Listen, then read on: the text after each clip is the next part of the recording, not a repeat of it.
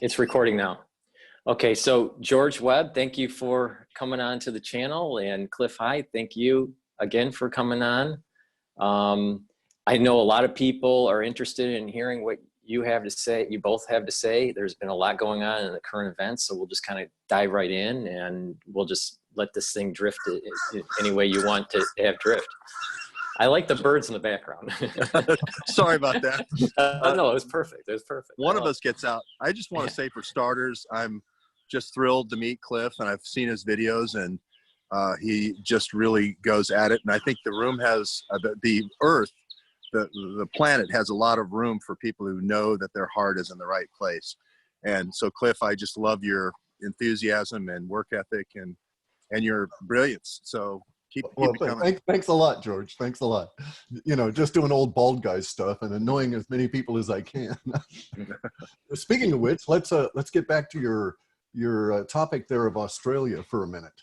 Right. So for people that don't know, there was a report that came out in Australia through the Telegraph about Wuhan lab, and it's talking about the 5 eyes. It's what they call the 5 eyes report.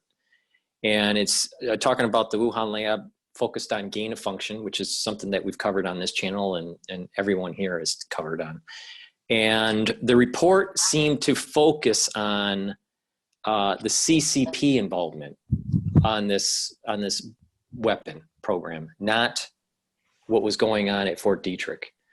So that was one issue with it. And in the report also focused on hoarding, the Chinese government trying to hoard material because they knew how bad it was. And this kind of dovetails into what you found in the dark web, Clif.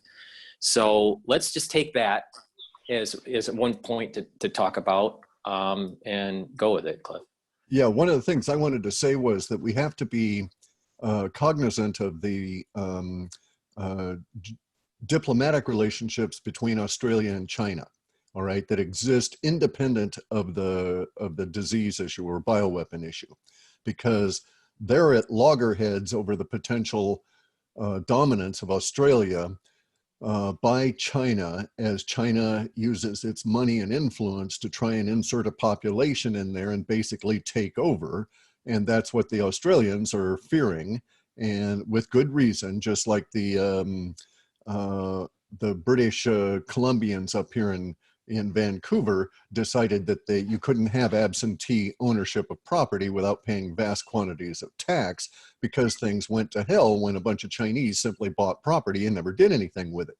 And they had sort of the same situation developing in Australia, but over these past few years, the Australians as a populace and the Chinese have come to contention because of this underlying attempt of China to basically buy or own through purchase the resources of Australia to feed their ever-growing empire. And there's something we have to acknowledge here. Australians have run into the underlying driving ethos of the CCP in a way that up until this bioweapon was released, most of the West has not. So we've seen out in Europe and we've seen in the USA this kinder, gentler kind of face of communism that the Australians have had a different reaction to, because they've seen the absolute driving ethos of the CCP. And that ethos, they're all ideologues, okay? So these individuals can be thought of as the worst possible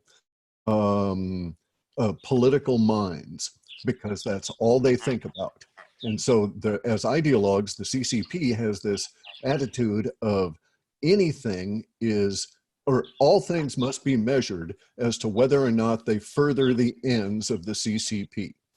And so they are 100% moral if they further the ends of the CCP, which are currently defined as basically empire, expansion, acquisition, control. And they want to do that to the whole planet. And we see that anything CCP wants in Africa, let it go, because it meets those needs. It's all moral. What do you think, George? Well, I guess I'm the resident China spy on this threesome here. At least that's what I've been accused by CNN, is that I'm an apparatchik for China. So we can both be right about this, that there's a NATO piece in this and there's a China piece in it, because it's called a joint venture. I'm not denying that. I'm just stating that we have to look at the filter of the Australian media before we accept their particular view of this. And just as you're saying, I mean, there is a NATO piece, and the Fort Detrick piece can't be denied. And even Newsweek now is coming on out and pointing the finger at the Faucistas. Yeah. Yeah, and I think it's more like a consortium, like the Virginia Company, and you have some Dutchmen in there and some Englishmen and some Irishmen. It's people who are profiting through this. We talked about the EcoHealth Trust. I had a separate, or the thing before with Paul, we talked about EcoHealth Trust, and there's these checks that start going back and forth between the Wuhan lab and Duke University for doing this gain of function type stuff, the same sort of checks that were going back and forth to the University of North Carolina. So there's a joint venture here. The guy who leaves Fort Detrick, this guy named Sina Bavari, he has 4 startups that he starts after he leaves the door open to the most secure biolab in the world, or the most dangerous. So there's a lot of trails to follow here as far as the money. So there's room enough for all of us in this discussion. So that's going to be good. And I have not, to be honest, I have not been following the details of who's paying off whom in this giant shitstorm. Okay, my approach at first, and still primarily, has been to defeat the bioweapon and to intrude myself as much as I could that way. And I'm pleased to announce we've had some major milestones reached, where we now have 20 European countries and 2 United States hospitals that each, or that all are confirming that if you have, that no one presenting at the hospital had greater than normal levels of vitamin D, with normal being defined as 30 nanograms per milliliter. So if you had anything higher than that, you never showed up at the hospital. Same thing is true of vitamin C. If you had higher than their expected or their normal classification of vitamin C circulating, you just don't get this. So now, hey, even in the Australian press, they're reporting this. They're starting to say that hospitals are now saying you don't go to ICU if you've got higher than what they used to think of as normal or adequate vitamin D levels. So, and this correlates with all of the stuff we've been looking at. For instance, in Italy in northern Italy is atrocious on their vitamin D levels because of the diet, because of the altitude, and the fact that they have to dress warm even into the spring, this kind of thing. The Iranians in their particular habitual dress, they don't eat fish. This explains why the Swedes are having an easier time of it, because even though they're extremely high latitudes, they get a lot of vitamin D through their ingesting of fish and fish oils. And so it goes on. So now it can be mapped globally against the spread of the bioweapon. And basically what the bioweapon is doing is assaulting what are truly classified by the mainstream medicine as vitamin D insufficient individuals. So this is why, if it runs into an interesting presentation here in the United States, okay, because we have entrenched supplementation in various different eccentric population subsets within our demographics. And so I'm quite convinced that if we were to hunt out all the bodybuilders in New York, you'll find that none of them even got a sniffle during this whole thing. Just as we've had lower than expected death rates, although higher than usual levels of overall aggregate death, indeed, it appears that what it's doing is culling out the vitamin deficient and insufficient among us. And that's all we have to correct. It's very much like rickets in that sense. We now have a base threshold, just like rickets was down at 400 IU, which is trivial vitamin D. We now know that the threshold for COVID-19 to be hardened, proofed against it is 40 nanograms or higher. That's 100 nanomoles per liter or higher. And you're better off, they say, the truly resilient are up in the 60s and 70s and 80s, which used to be thought as about 3 times toxic level. So this is upending all of our thinking about health, about all of this stuff, just through this disease experience. Now, getting back to George and the money and all of this and the whys and how all this came down and why we end up with the Faucista crowd running things, and here they are manufacturing vaccines starting in December. If you look at Fauci, I think there's 4 companies he got involved with in December. You know, that part of it, the why part, just is, I find baffling. But at least we know on the bioweapon part that either someone wanted to do the CCP a damage, they were incredibly careless, or it's exhibiting a war within the CCP, and there's more and more evidence showing that that may be the case. But the reason it happened there, I think, is very fortuitous, because the Chinese don't supplement. It had a larger impact initially in their population than it would have had it been released here. So you could have released this bioweapon on the beaches of California in spring, and it may not have even shown up ever, simply because of the vitamin D levels and stuff there, right? But you get to a population like Wuhan with the pollution and everything. This is an important point, because we know that New Yorkers are very low in vitamin D. We are very vitamin D deficient. So a lot of people are asked by their physician to take the the D3 supplementation, but it's just part of the social makeup of New York. So that's interesting that we are a hotspot, not just because of population density, but we just don't get enough sun.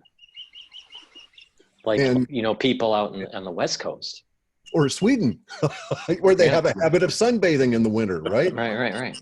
So that's it's interesting on how the Eastern Seaboard, if you look at this, I originally thought that the seed centers would have been California, and they would have blossomed out of California, but that's not what happened.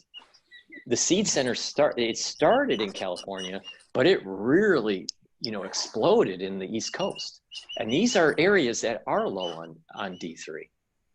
And curiously, look who's not. Here in the Northwest, we know about D3. So, and especially the more you age out here, the more you learn about it. And so as a habit, a lot of people out here at least try and sustain a minimum level of D vitamin, which is undoubtedly what reduced its overall impact on us. And I was looking at some demographics here, and it's really revealing the populations in Florida who are not hit by this, okay? Because that would be a place where you would expect the combination of age and infirmity and comorbidity to really rise the level of it through. But what do we have? First off, the reason that we have the aggregation of the people is because they want the warmth and the sun and so on, right? And so we find that the demographics of the elderly in Florida are actually favoring high D individuals. And there isn't as much supplementation going on, but there is a lot of supplementation compared to those same individuals when they lived in New York, a number of which can be isolated and looked at. And they're starting to do that now. And they're finding that elderly in New York are perishing, elderly that moved out to Florida and like the sun a lot and get into the habit of supplementing anyway, because a lot of that goes on in the coastal areas of Florida, are not showing up, not presenting, not getting it. So to pivot to a different topic, George, so just recently, Fauci's supposed to go to Congress, I believe it's the Senate, to be questioned. I'm not really sure exactly what questions they're going to be asking.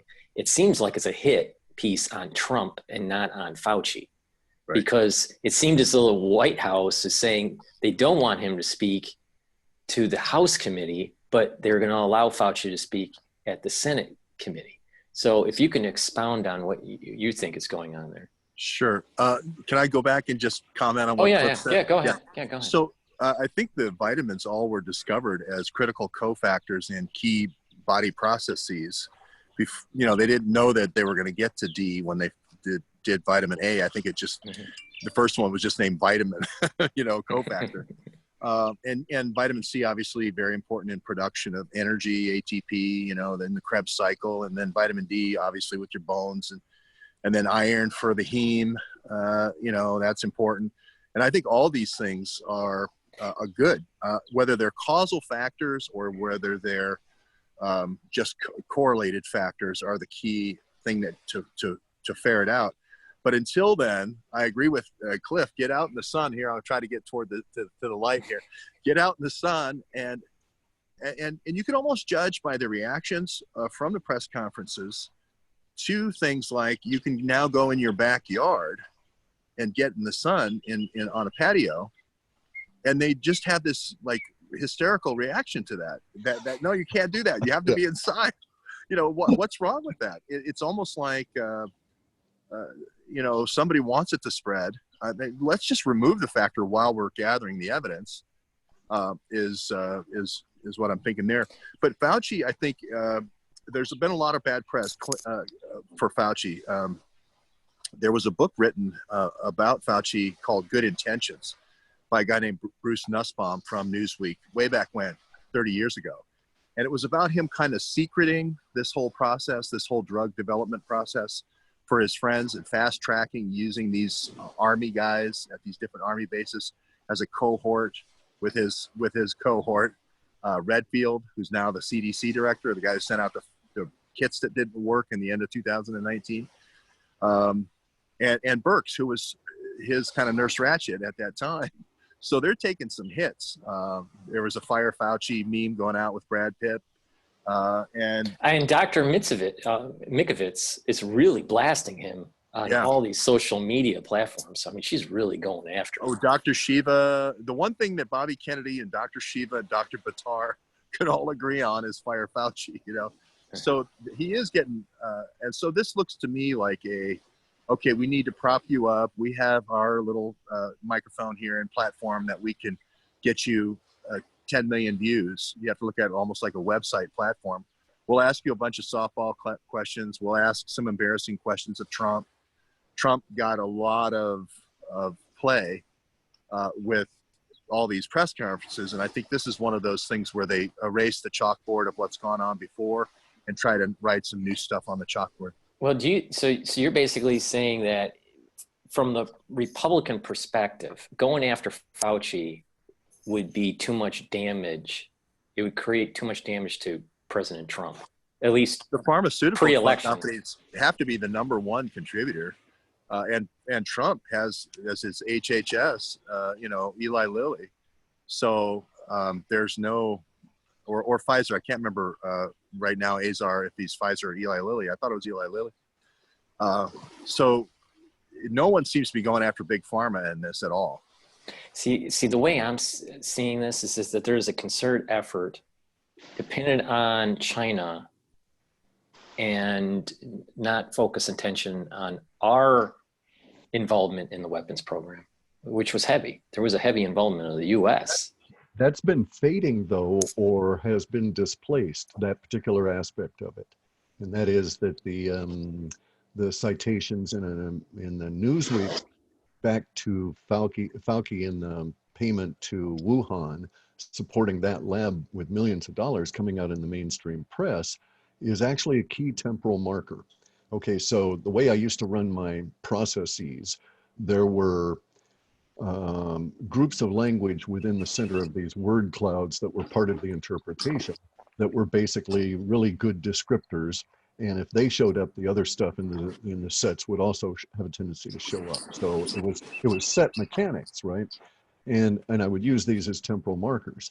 And for this particular series of sets relative to the sun disease, one of the things that I was looking for was mainstream media acknowledgement of old style medicine working, which is basically the vitamins and everything coming out in the mainstream media these last couple of days, but also mainstream media recognition of how dirty our elite is relative to the whole bioweapons programs. And so it used to be that it was all CCP, bad guys, bad guys, bad guys. Now they're starting to say CCP augmented by our bad guys, and starting to have some level of acknowledgement of that elite coming in. I put a lot of this to George too. It's your fault, dude. But no, I'm quite serious, because I track language, okay? And so I can see an effect in today's and yesterday's articles that have come on out from language that George had out 2 and 3 months ago. So, you know, the language traces very, very nicely and easily if you know how these media interwork with each other. So something George says makes it to a Twitter retweet 2.5 months ago, and then very nearly the exact language that was used to characterize it by George shows up in the Newsweek article. And so, Interesting. Wow. yeah, so we know that there's impacts being made. We know that a lot of it goes through Twitter. We know that Twitter is something of a gateway, and that Twitter presences are monitored much more than other social media. But the shift over from the CCP, getting back to topic, I think has already occurred, and that the first signs of it are the Newsweek article, and pretty soon we'll see it in the WAPO and a few of these others. And then the next thing you know, it'll be commonly accepted that A, it was a bioweapon, B, that we had people here paying for it, and that there's some kind of big political uproar. Now, the interesting part of this for me is that I've got a lot of data points from way back in the day that talked about this year zero effect, okay, where everything would be reset, and that the year zero was going to come along and kick us in the ass every single way we could possibly think of. And we've had that happen. But the really key part of that forecast, that temporal markers, marking and everything, is that the second half of year zero is by far the more intense. And we'll come into that second half about the end of June. And so it's going to get, I think, could involve a major move towards war with the CCP, and thus by proxy war with China, which might be avoided due to a number of circumstances beyond everybody's control. All right. One of the things that's beyond everybody's control is that Navy sailors and other military people are not particularly good supplementers. And they're getting a lot of illness in military all around the planet because they don't have high levels of vitamin D and so forth. And it'll take them some time to get them up there. So we won't have a operational readiness on. You know what's shocking is that what's shocking to me is that the Pentagon doesn't realize that, hey, our soldiers are deficient in D3. It is an imperative that they all take D3. It's just for national security reasons. I mean, it's shocking.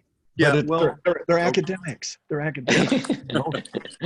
Well, there's two forces at play here. If you play with weapons all day, you're going to start more wars than if you play with I don't know, videos. And the way we make a market in videos and language is the same way they make a market in bioweapons and cyber weapons and conventional weapons and nuclear weapons. Then they think about these things all the time. We play games with videos. They play games with war games. Mm-hmm. So you have to track these players as they're running around the world playing their war games. I tend to think Clif may be exactly on point here. There's a whole bunch more stuff in this coronavirus that you've outlined, Paul, with the 4 or 5 different pathways, the 4 or 5 different receptors. It's I kind of like compare that to that one hook or versus Velcro. You know, when you add all those receptors that the spike protein can now latch onto with, you named them all, Paul, but 5 or 6 different ones, you've increased the adhesiveness of it. And then you increase the action of the GP41 to inject the virus in there. And then you improve the replicase or knock out any replicase inhibitors so that it can make copies of itself faster. That's the perfect launch vehicle for a whole bunch of different things. And you throw the you throw the promoter in there, the transcriptase in there, and I can put anything in the payload that I want. Exactly. You know, This is my concern is that if I was to develop a bioweapon, all right, I would have an acute phase and a chronic phase. And I think we're starting to see You'd have the a acute stealth phase. phase first. You'd have a stealth phase first, though, spewing it out and no symptoms. Oh, yeah. Yeah, you're right, right. For All right. So spread. stealth phase, acute, then chronic. So, now, my concern is gain of function as it's now in the population, and or it's like an epoxy where a vaccine is provided that gives it the extra kick. Yeah, Right? but the problem with that was our experience with the SARS and all of those vaccines. Okay, all that came to naught. So this is exactly the same kind of scenario we saw with SARS beginning in 2003, mostly played out in Asia and not so much impacting the Western world. But during that period of time, they repeatedly tried vaccine processes that killed everybody, and they finally gave Well, up. see, here's the thing with SARS. SARS was really good at attaching to ACE2, but it wasn't very good at replicating. It was the bad SARS-like that had the good replicase. So that's why they took the best of both worlds and then spiked it with the HIV homology. So it would jump to human ACE2 and have a higher affinity. And then as they're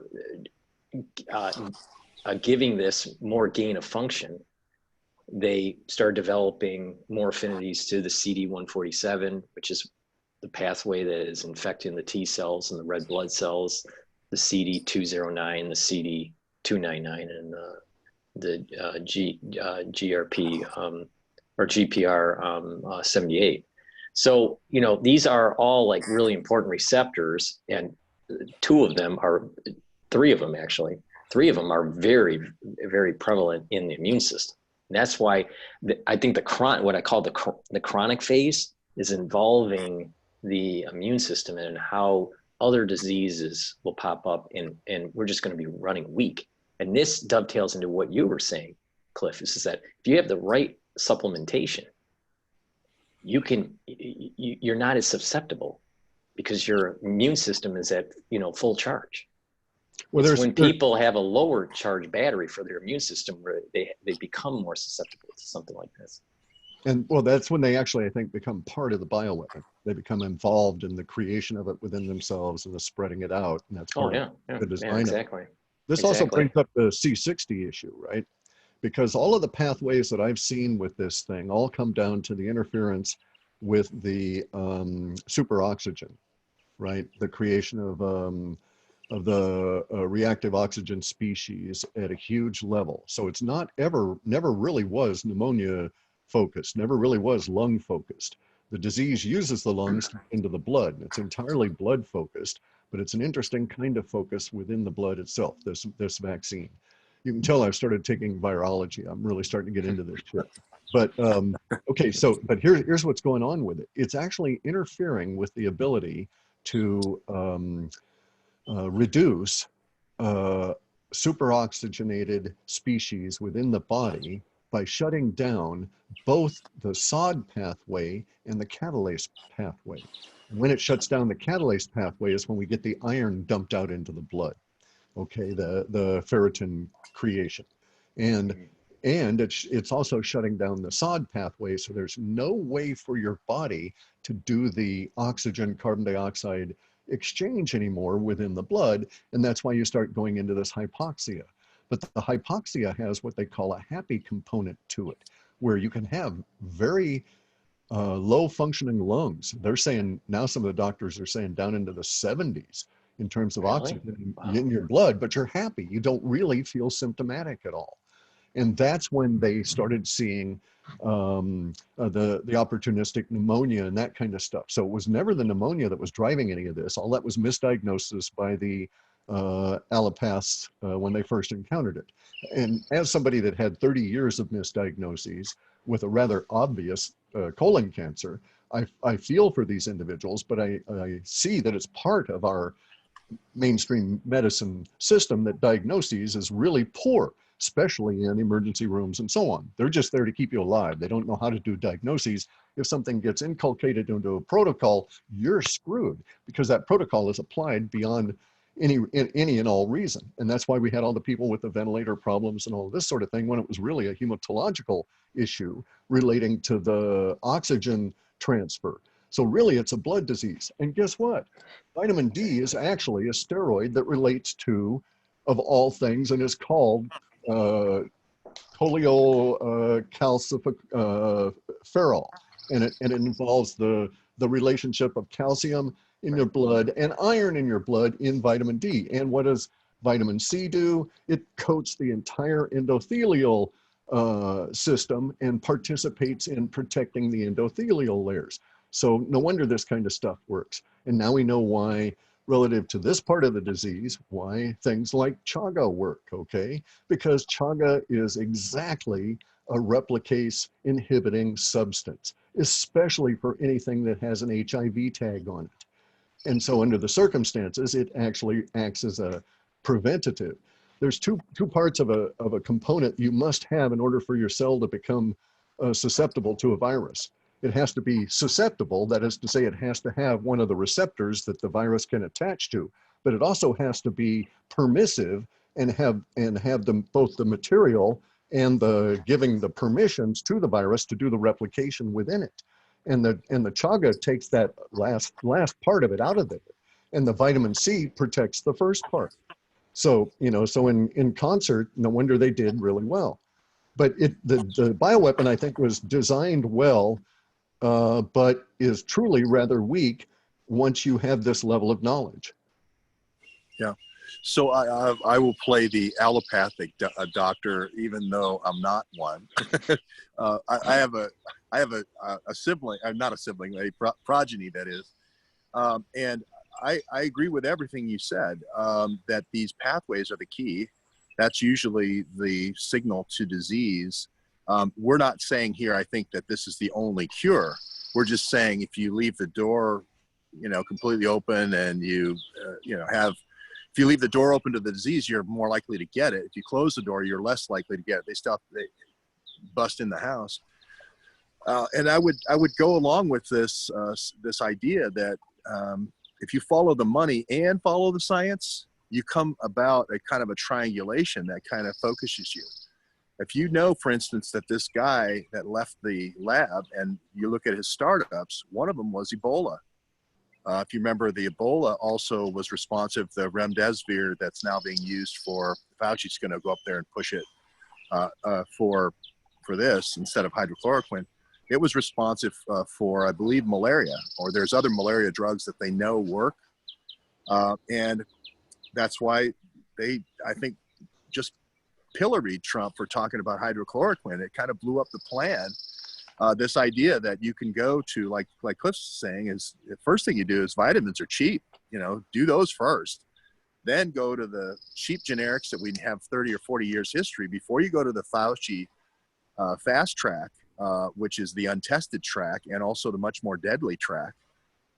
It's amazing that YouTube is deplatforming people and demonetizing people because they're talking about vitamins. This is what we were taught as kids. Take your vitamins, remember? Yeah, but here's the dirty secret of all of this, Guy. Here we get back to the CCP and areas of your bailiwick, and I will give you a little bit of a tip that you probably are unaware of, so don't let me forget that part. But YouTube and Twitter, Facebook, and perhaps a great deal more social media are giant beholders, giant worshipers of the CCP. This is because there is no greater advertising spender on the planet than the Chinese Communist Party. And so they support so many YouTubers. They support so many of these people on Instagram through all these various little tendrils where they pump advertising dollars into our social media system to promote those views that are in favor of their viewpoint, their perception, or at least deflective of something that would end up in their way. So anybody, flat earthers, people that are hugely racist against the Chinese, will find that they're suddenly getting a lot of views, more advertising revenue is flooding their way because of the Chinese bot farms and because of their troll farms, which are human agents that will control sometimes as many as 100 virtual software people in near real time interacting with social media. And I know of one outfit that employs 10,000 people in chairs. The 10,000 chairs is what they call them. And they're employing another 1,500 in the IT department just to support those 10,000 in the chairs. And all they do is muck about with our social media.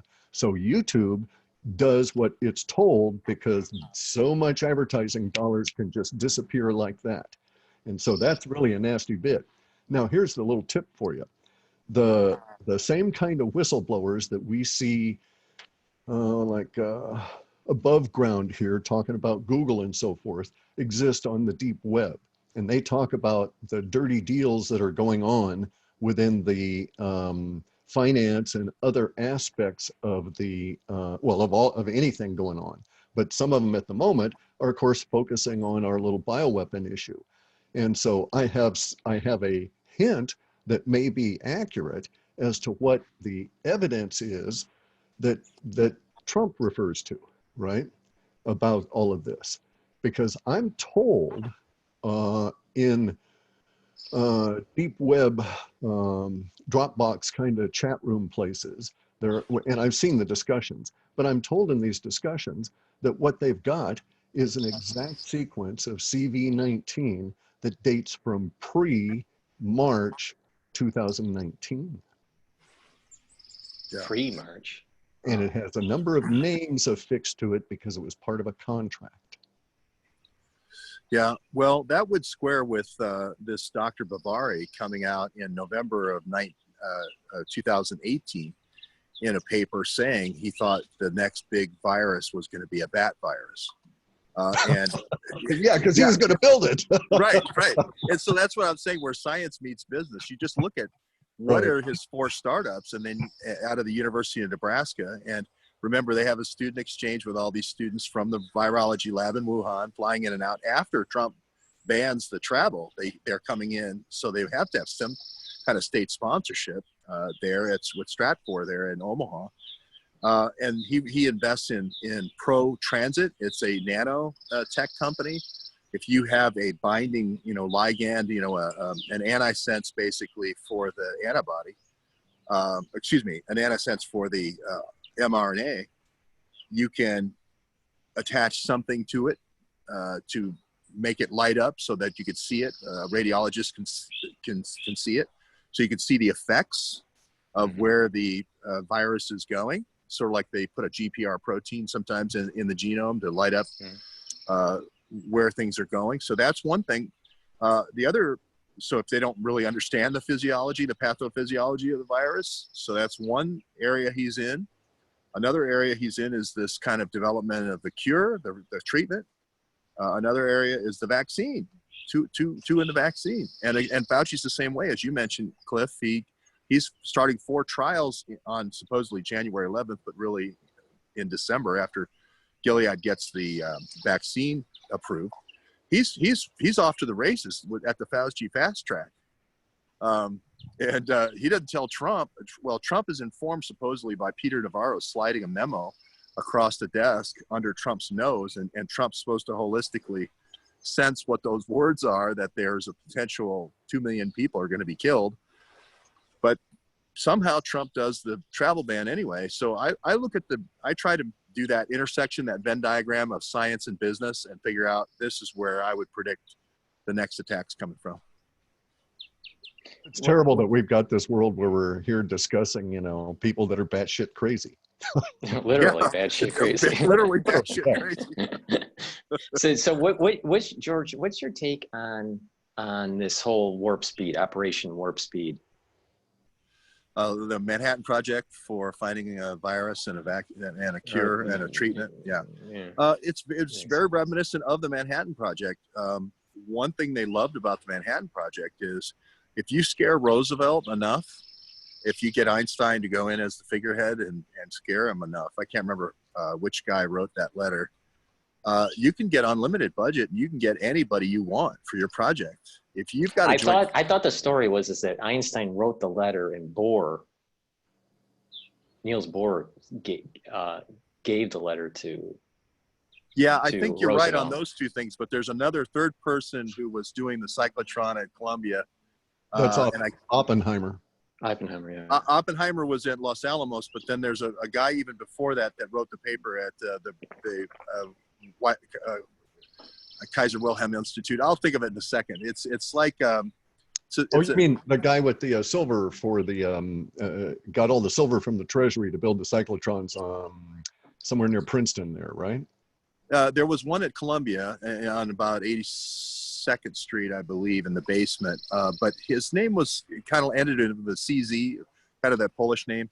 But anyway, I'll come back to that. I can't remember exactly who influenced him. But the point is the same: is all bets are off as far as budget, time frame, any kind of controls, FDA controls, and you don't have to worry about no stinking FDA controls. This is back to the old Fauci fast track where we can do anything we want.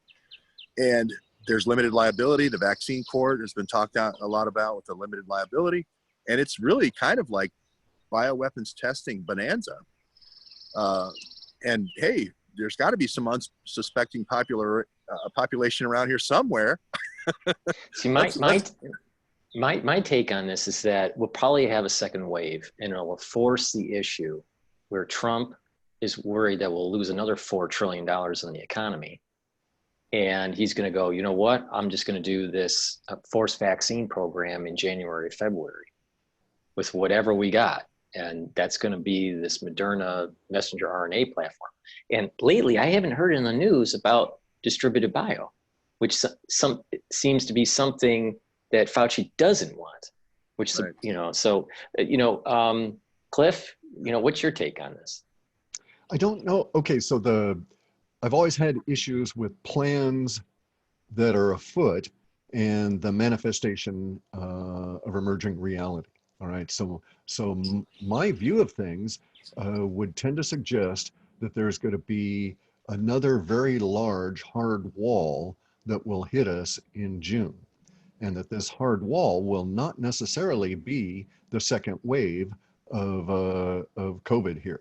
The reason I suggest that is because I believe that the mass mental understanding is not as the social engineers would have it. So all of the guys sitting up there that are trying to engineer a particular paradigm relative to the mainstream media that have been around Trump, providing all of these descriptions of a paradigm that's then reinforced by the governors, those guys are failing, all right? The whole apparatus is not getting the mindset that they want out of the populace. This may not be evident to you, Paul, living in New York, where you're right deep in the middle of both the serious outbreak of it, but also the control structure. But the further you are away from this particular central authority, the more it is evident that no one really gives a shit about what they're saying. So we out here in the West have been enforced by our governor into this state of stay-at-home kind of stuff, but there has not been the projected breakdown. Everybody's aware of that, where there's still activity going on all over, in spite of what they would suggest is a stay-at-home. Everything's starting to ease up now, construction starting back up again, and so on. Our big issues, which we as a nation, and this is true all up and down the West Coast, all the way into Idaho and so on, things are easing up. People are saying no one's getting sick here. It's not a big issue for us, and so on. And there won't be a very large second wave for these populations because of the type of individuals we see in the Northwest, where you have so much rain. Very many people supplement with vitamin D and C. In the Redoubt area, Montana, South Dakota, et cetera, in that area, lots of people are outdoor people that get a lot of vitamin D, even in the winter, and now especially with spring, it won't be an issue. They simply will not get ill. Lots of outdoor activity here.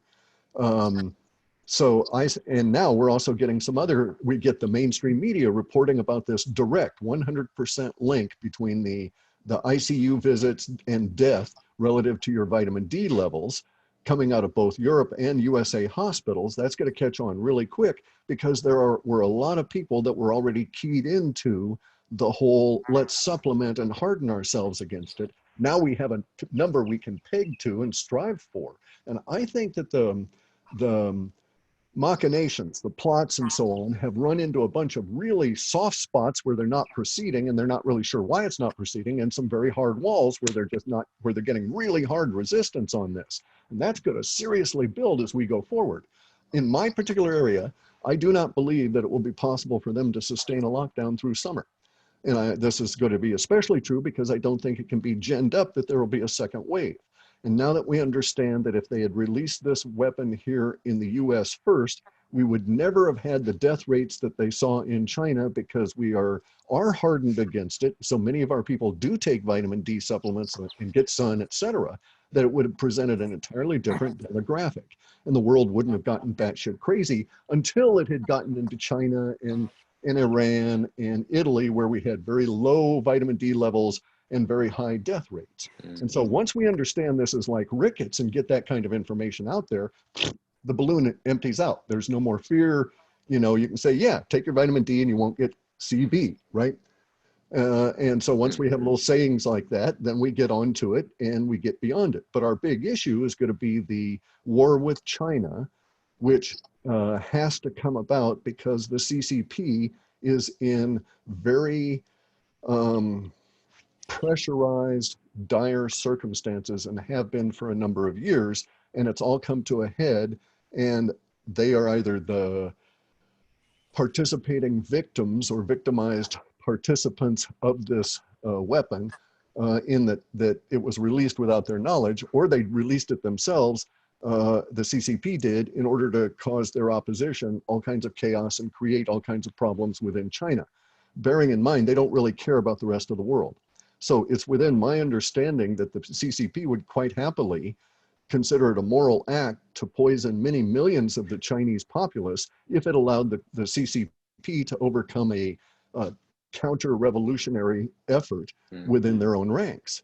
And there's a lot of people within the CCP that are seemingly feeding accurate information to these whistleblowers that are still to some extent able to get it out on the deep web and suggest that all is not well in CCP land.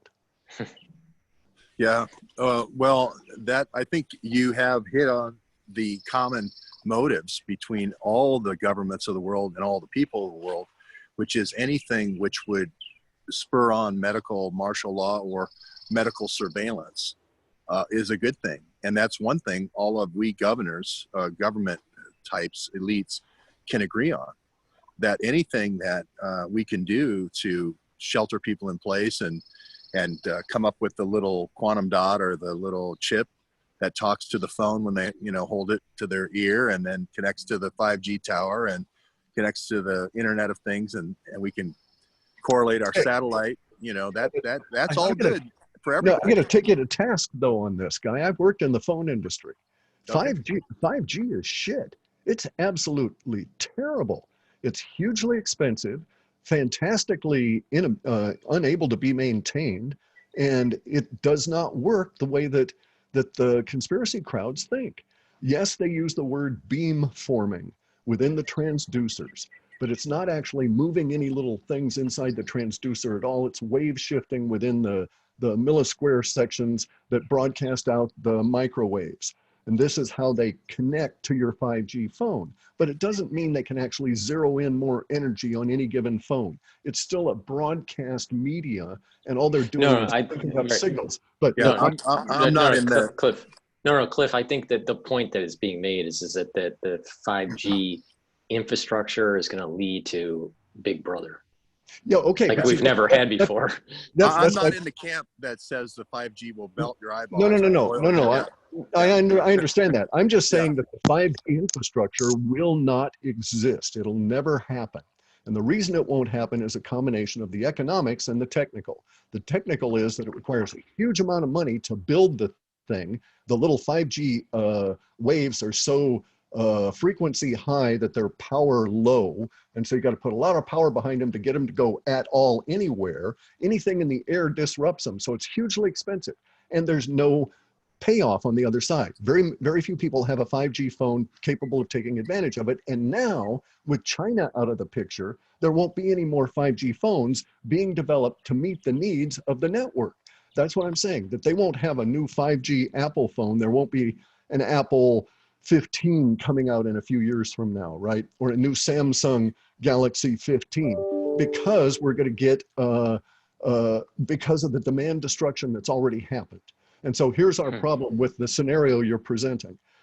I would disagree with that scenario. I would suggest that maybe some individual companies might profit, but that the government per se is freaking out because the stay-at-home stuff, that can't be maintained. There's no possible way that can be sustained, because you will get the same level of food riots and everything else going on. And we have the food systems breaking down now. And that's what caused the Chinese reaction in Wuhan, where they had to get tough, was that after a certain period of time, the infrastructure broke down so much, the people rebelled and said, I've got to get out and get food. And that's when they started welding the people in and so forth, right?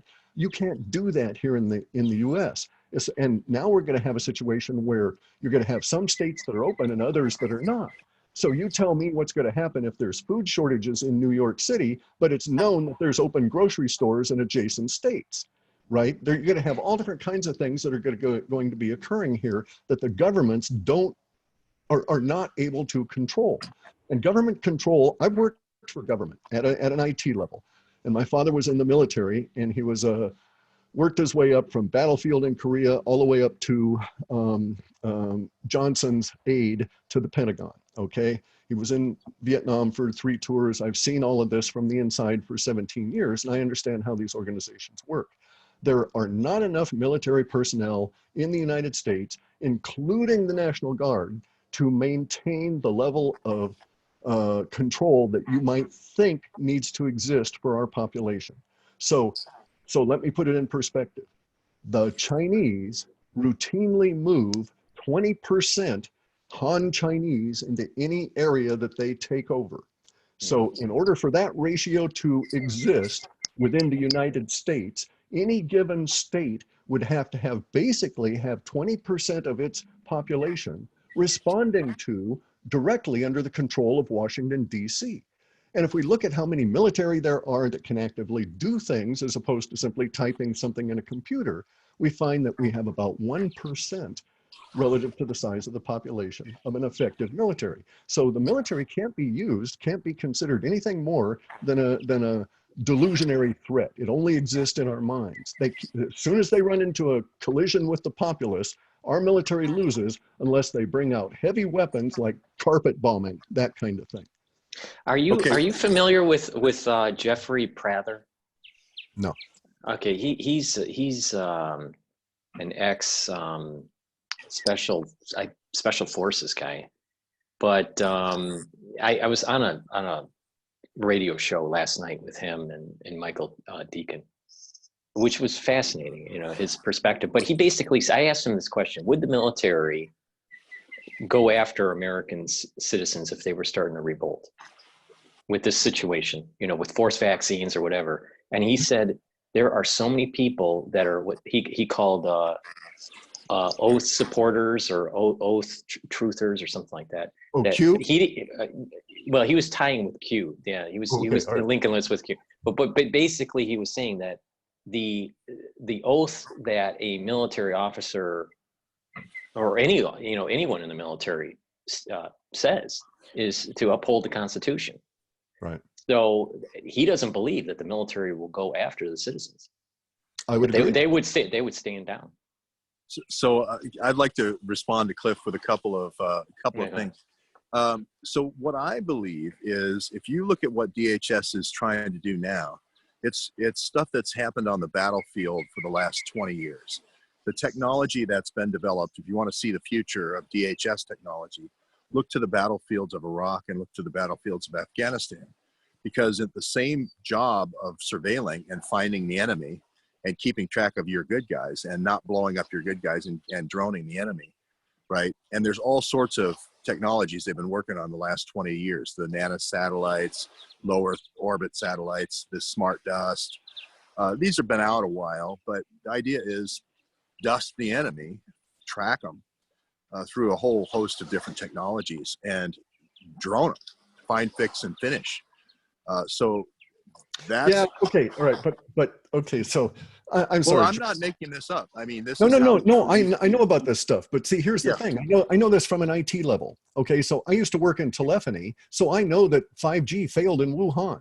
The telephony guys in the telephone repair techs in Wuhan were bitching and moaning about their systems. They'd put up a transducer and it would fail in 2 days because the pollution would adhere to it because of the amount of radiation. So the smart dust, what you're saying is perfectly correct. It's absolutely accurate, but doesn't apply to the US.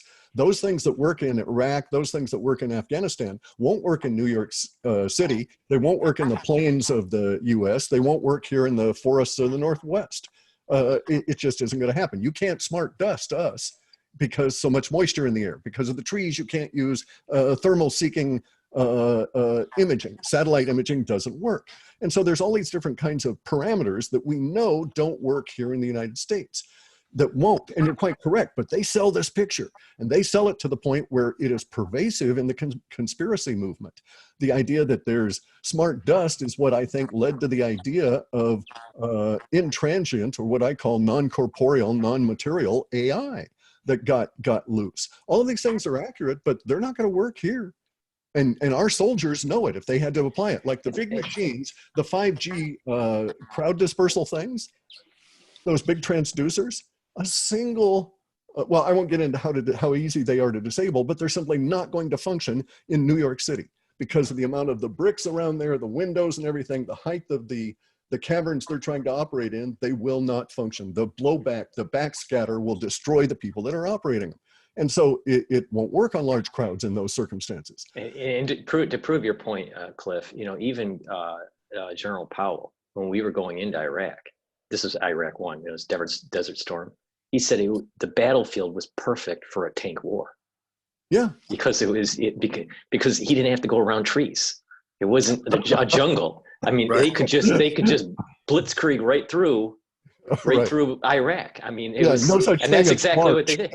Right, and the highway of death. I mean, it was just, it was a turkey shoot. So, but I actually like George's perspective, okay, because he's a pointed reflection, a distillation of particular lines of thinking that it's like, I find that reassuring because it's like, oh yeah, well, if that's all we've got to face, there's no worries because I know that shit doesn't work here. That kind of a deal, Yeah. right? Well, so and my thinking on 5G is, I know it's a higher wavelength, and I know that 6G takes it, into the above 100 gigahertz, and then 7G, getting into terahertz. So I look at it and say, why are they doing that? If it's not beneficial, why are they doing that? And they're cutting trees down in Europe to enable 5G and so forth. And I think it's because of density. You can just get with a smaller frequency and everything's smaller, right? The size of the antenna that you need for a smaller frequency is smaller. You can fit more virtual antennas on a flat panel. And in places, I'm not saying 5G everywhere, but in places like football stadiums, in places like Wuhan military games, October of 2019, would be a perfect place to test out whether you can identify everyone in the location through their phone. I don't know what kind of phones they actually had in the military games. I don't know what they gave them. Well, they didn't have 5G coverage there anyway. The 5G in Wuhan was extremely limited. It was only down like 15 different streets. And as I say, it was an economic failure. So it never covered the area of the games, which were actually outside the city of Wuhan. Yeah, so maybe it's tracking. There's some kind of reason they did a trial, is what I'm saying. And it's worth looking at and understanding more. And I would really... Yeah. Go ahead. I say the idea that they're trying to sell with the 5G is a standard marketing progression that I've seen through the telephony since the idea of convergence when computers would become phones in the 90s and we started having smartphones. The idea would be ultimately that you could have augmented reality through your phone, either in glasses or on the phone service itself, because of an incredible ability to do a two-way communication between the phone and the tower and computers on both sides, on the other side of the tower, to get things like the Pokemon image stuck into your reality, right? Those kind of things require this back channel constant communication. The more back channel communications you can open up between the device and the transducers, the more you can have the augmented reality experience. That's what they're trying to sell. But there's no applications on the other side of it that are driving it as a technology. So they were going to do basically build it on spec and they will come kind of an approach. And there was government funding for it because the military can use that capability within their own devices, independent of trying to track people. But all of us paranoids think that it's related to their attempt to do surveillance. But we've already saturated that ability. I actually have a friend of mine that is retired from the NSA that did analysis. And his solution, or his conclusion was that somewhere, maybe about 6 or 8 years ago, we passed the ability of surveillance to be meaningful because there's just so much data, it becomes almost impossible to find anything meaningful that you're not already looking for. And so let me explain that. The idea that I would be able to, as the NSA, run my computer and run all kinds of software against everybody's conversations, this one included when it gets uploaded, and discover that George, you know, is somebody who favors hair dye. Okay, and so we've decided but I'm just saying we don't know. See, we don't know, and so but we heard you say in this software that you favored hair dye. Okay, and they're looking for anybody that favors dyeing your hair because that's a sign of the new form of terrorism that's coming. Okay, but the problem with this is that our computers are so good and the analysis is so large and our ability to collect the data is so huge that it has now become impossible to devise a system to look at everybody and to locate all of the people that are interested in hair dye unless we have some pre-existing criteria we're examining for. So my friend who worked for the NSA said they don't have systems that just sit there and churn through the data looking for the word hair dye in there. What they have is, because it's so huge, they'd find everybody that's dealing with it, including all the people that are selling hair dye, right? Or designing it or talking about using it, dyeing their hair and so on. And so they wouldn't see it as a key clue here. So what they do is they have to know that they're looking for somebody who looks like George, and they can do a profile on him, feed that into the algorithm, and then it can hunt to see if there's a match between anybody in this profile and hair dye, and then thus get it closer. So these surveillance things are actually starting to break down under their own weight. Okay, so I see your point. It's just that the searching has to be more targeted. Yeah, so the querying of the database has to be more targeted. Yeah, I agree with Cliff. The boil the ocean, we used to call that, you know, the big data is not very effective. And I worked for a lot of boil the ocean companies, big data companies, and it didn't ever pan out. But the profiling, as you said, Paul, where you're selectively looking at just a person and collecting and dossiering as much as you can on your said enemy, and using the tools to dossier is quite a different deal. Your technology is only limited. Your enemies list is only limited by the size of your computer at that point. That's why we're screwed. They know who we are. We're done.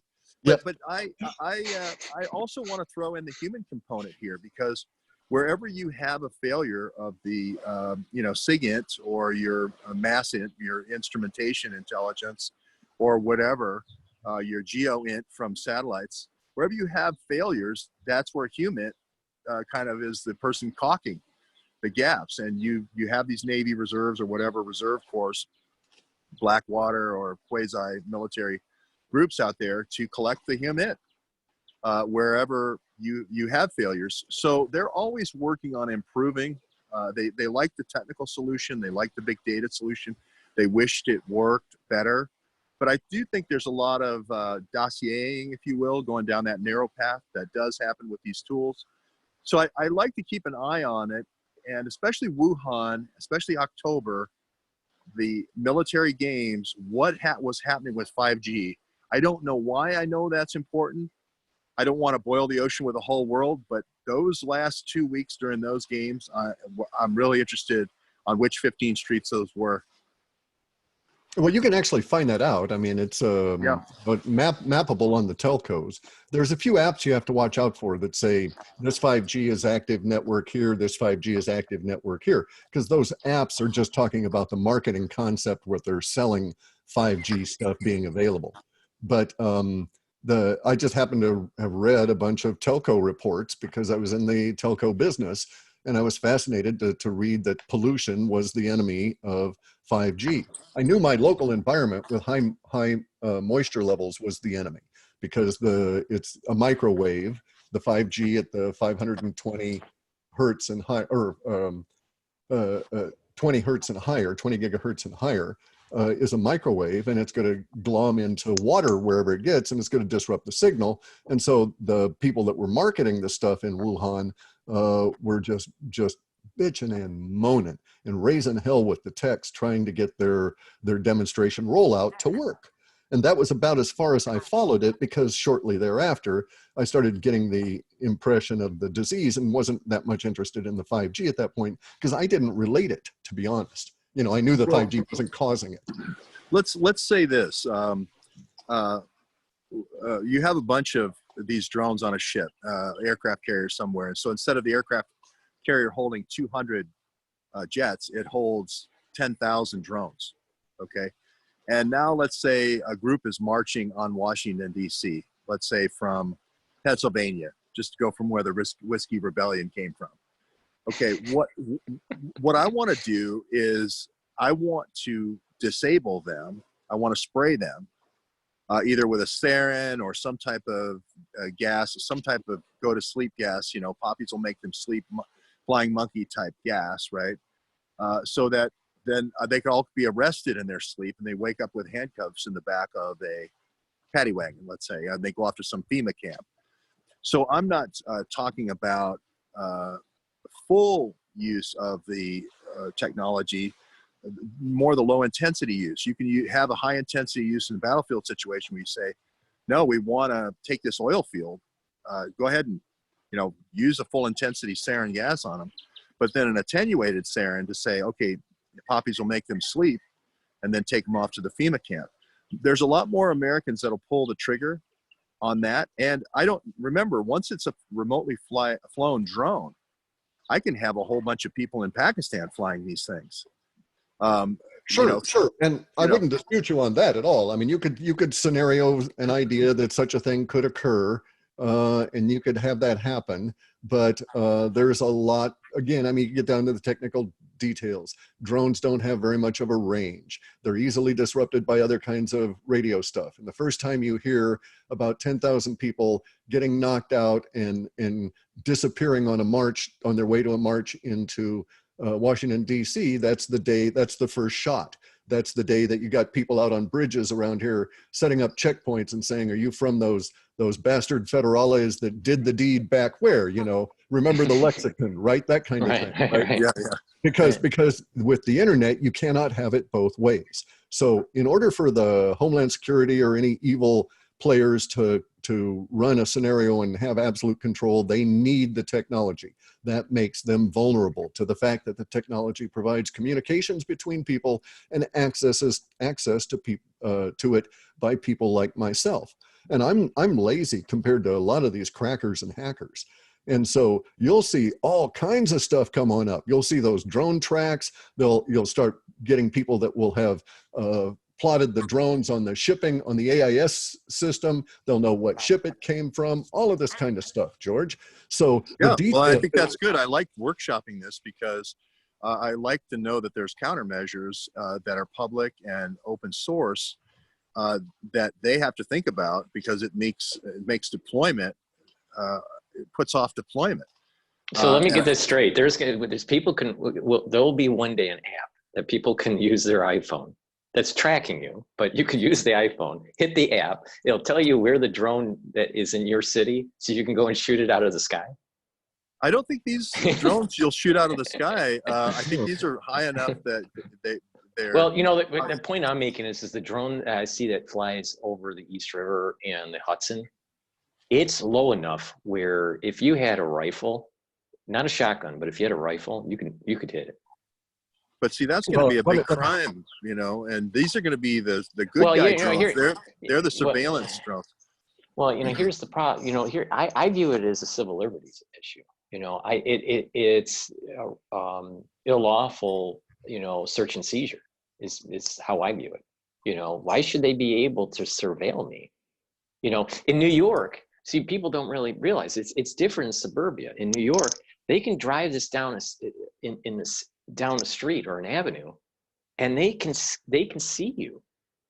We're all vertical. They can just see you right in your window, or they can have technology where they can see through. You know, they could be like Superman, you know, with infrared and, you know, X-rays and all this. They even have an X-ray van that drives around Times Square, you know, to see if there's bombs in the area. You know, you get around that enough times, you're getting radiated. So, you know, I just find that is intrusive. No one asked us if they could use our tax dollars for this stuff, but they just did it. You won't be asked. You won't be asked, and there won't be a right. Well, a mechanism to replace it. Right. So what, you know? So at what point? I get the main point here is at what point is enough with this encroachment on our civil liberties with this technology that, let's say, the police officers are using, to the point where the citizens, you know, say, you know, we're no longer going to have it, and we're just going to knock it out of the sky, because they're obviously not going to listen to us when we call them and say, you know, turn it off. There's a certain point where you have to knock it out. Ever read Thomas Paine? Yeah. Well, you'll have Daniel Sullivan, the first guy who shoots a drone out of the sky. Daniel Sullivan for CNN will talk about he'll go interview the drone operator about how his life was ruined because he lost his job at DOD and the Pentagon. He can't complete his mission, and it destroyed his life. It destroyed his life, and that neo-Nazi that shot the drone down, you know, that person will be castigated. There will be all sorts of propaganda spewing forth from CNN to tell you that's a neo-Nazi. So you have to prepare your battle game, you know, for that as well. The backlash, but their importance is decreasing continually. Yeah, CNN and all these people are just fading away fairly rapidly. They're shooting themselves in the foot all the time with their fake news. And there are ways to do things like this, Guy. I mean, we can be very inventive. Humans need not. You ever hear of the concept of the casserola? No. You know? Okay, so this is a way of expressing displeasure when you're in a lockdown regime. And so many people have used it, but you see it most frequently in places in like South America. And what it is, when the pressures on the housewives get too much, there's a casserola eruption. And they go out with their pots and pans and they just bang the crap out of them for hours out there, disrupting everything. And maybe they're all pissed about food prices. Or maybe there's been an electricity disruption that's a little bit too long, much longer than normal, but that was the idea. And it becomes an expression of a non-lethal, very hard to ignore level of personal disobedience to authority that does not usually result in lethal blowback. And so that's what you would have to watch out for with these like drone issues, right? So the thing I would do is I would be smart. If I lived in your area, I would do something that would not violate any weapons laws. And so for instance, if it were possible, I would shoot the drone with big wads of chewed up chewing gum from a slingshot, because enough of those wads, when they adhered to the drone, would cause it to crash. And yet I wouldn't have shot anything lethal, couldn't have hurt a human if it hit them. And maybe a slingshot would be illegal in your state, I don't know, in which case I would use a sling or some other method to deliver this kind of a thing. So you can get around it and express your displeasure and get things to happen without placing yourself at personal risk because you have to go through this like you're living in 1984 and you know the system's not ever going to be on your side. Right. Well, this is a true story. All right. When I was dorming down in Detroit, when I was doing my undergrad degree at Wayne State University, I was living in Cass Corridor, and we had what we called the mud lots. And in between the buildings, you would park your car. But there was every night someone's car was being broken into. All right. We were on the 4th floor, and we'd look right down into the mud lot where people were parking. And we had a slingshot with marbles. So anyone was trying to break into the cars in the area, we just hit them with the slingshot. Oh, damn. You know? That would hurt, So, I mean, too. yeah. But they stopped doing it. That's the big point. Is they stop. Yeah, they go somewhere messing else. around. About a Yeah, they block go away. somewhere Yeah. else. Yeah. Yeah. But Yeah. that's how you know. Sometimes you have to Okay, fight you fire with fire. Right. So here's what we do. Real quick, let's adopt the idea that let's find incentives, or let's create incentives to cause the social changes we want to see. And that's all we have to do, because wherever there's an incentive, we'll see concurrent following behavior. You guys had an incentive, a disincentive to breaking into cars. People stopped breaking into cars. So, you know. Yeah. So the electronic version of this workshopping that we're doing right now is we had just behind me here at a house before the lockdown, we had about 8 or 9 of us type folks come here to do this kind of brainstorming, workshopping. And one of the questions came up, which is, I didn't know about this story, but there was people here that were working the news beat from the Far East, and we'll just leave it at that for right now. And they said, hey, did you realize this Chinese minister and his spokesman are blaming the American military games people, the athletes, and all the entourage that came with them, the 300 or so people, but the 100 athletes, they're saying it's one of the athletes, or it's saying it's the athletes that caused the breakout in October 2019 in Wuhan at the games, at the military games. And that would go along with the spread, right, of the, if you sprayed or somehow had some infection that goes on for 8 or 9 days from a big group of people, and they infected a whole bunch of people, and then they all got on planes and went back, but there was no real signs right away from the virus. That would explain how it went to 188 countries simultaneously. So that I had a whiteboard just like Clif did right behind him, and I was writing these things up on the whiteboard. And I said, well, let's start with the NATO couriers. Let's start with anybody who's not on the American team. That's kind of an infiltrate from overseas, right? And we found one. And just thinking it through, and let's go for the NATO couriers. We found one. Not only did we find a NATO courier, we found somebody who was the courier for the Supreme Allied Commander of NATO. And this person happened to be Dutch. So I said, well, you know, patient number 1 for me, or patient 0, we called her, would be the Dutch NATO courier. I mean, if we were guessing, I would say it was that. And then later stuff came in, but those whiteboard sessions were taken and cut up by CNN to present, like I was saying, that this person was the one responsible for creating the whole worldwide epidemic. All I was saying was this person, and I had some contacts at Fort Belvoir Community Hospital, that this person did indeed test positive for the antigen, not that this person created the worldwide crisis, was a victim. This person was a victim, not the person who planned it. So they have a way of taking everything that's done in the spirit of open source and trying to get to the bottom and twisting it to make you out to be the bad guy. Well, they weaponize it. They have to. They totally weaponized it. Totally weaponized the story. It was workshopping on a whiteboard. We had these little easels, you know, where you write the ideas up at a charrette. It's called a charrette, actually, where you just throw anything up on the whiteboard the first day as you're going through. And somebody said, hey, there's this Benny Benassi who's married to the guy who did the Trump dossier, or his top DJ did the Trump dossier. And he had all these concerts across the United States after in January and February, and even into March, even after the coronavirus, you know, he sprayed everybody in Mardi Gras and the Chinese New Year parade in New York, you know, some kind of fogging machine that they had at their EDM concerts. So we're just throwing wacky ideas. Now George Webb says Benny Benassi would cause the breakout in Milan. But here's, that actually may point to you're becoming too focused, too pointed of an irritant, right? Yeah. You're poking too close to a sore spot somebody has. Yeah. And that's why they get you. That's why I hate getting, well, I'm kind of protected because I'm in the woo-woo business, right?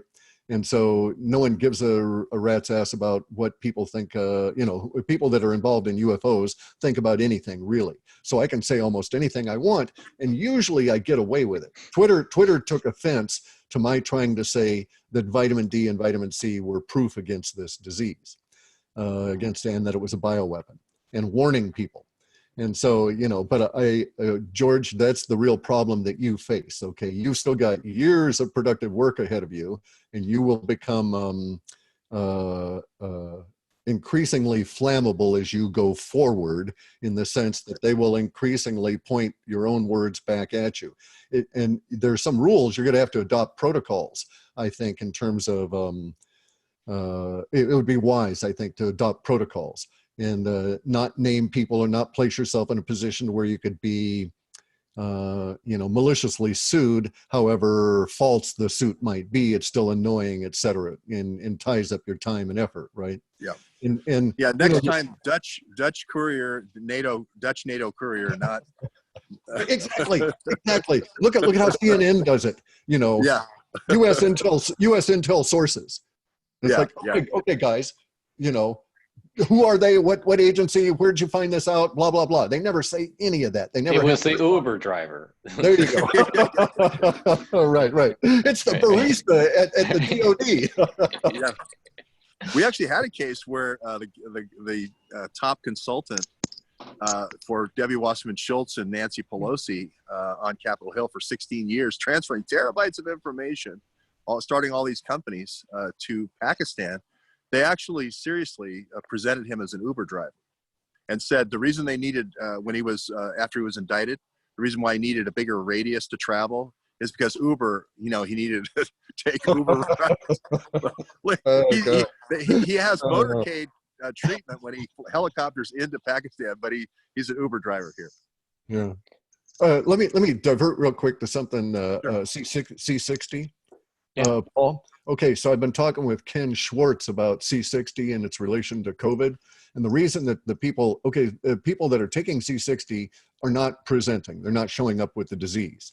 But one of the things that we were discussing was that C60 provides an alternative pathway for clearing out superoxygens from the cell mitochondria that does not involve either catalase or the sod. So if catalase and sod are screwed up by the disease because you have some residual impact from it, C60 may well offer a therapeutic path for maintaining your health while your body is rebuilding those parts that have been damaged by the disease. Yeah, I actually talked to Ken yesterday. Oh, well, okay. And he's going to be coming on. He's going to be coming on. He's going to be coming onto the channel. I'm going to be actually trying to carry some of his products on my website, because I'm a firm believer of his products. Yeah, it's really cool. So, all right. Well, so you already know that. Okay.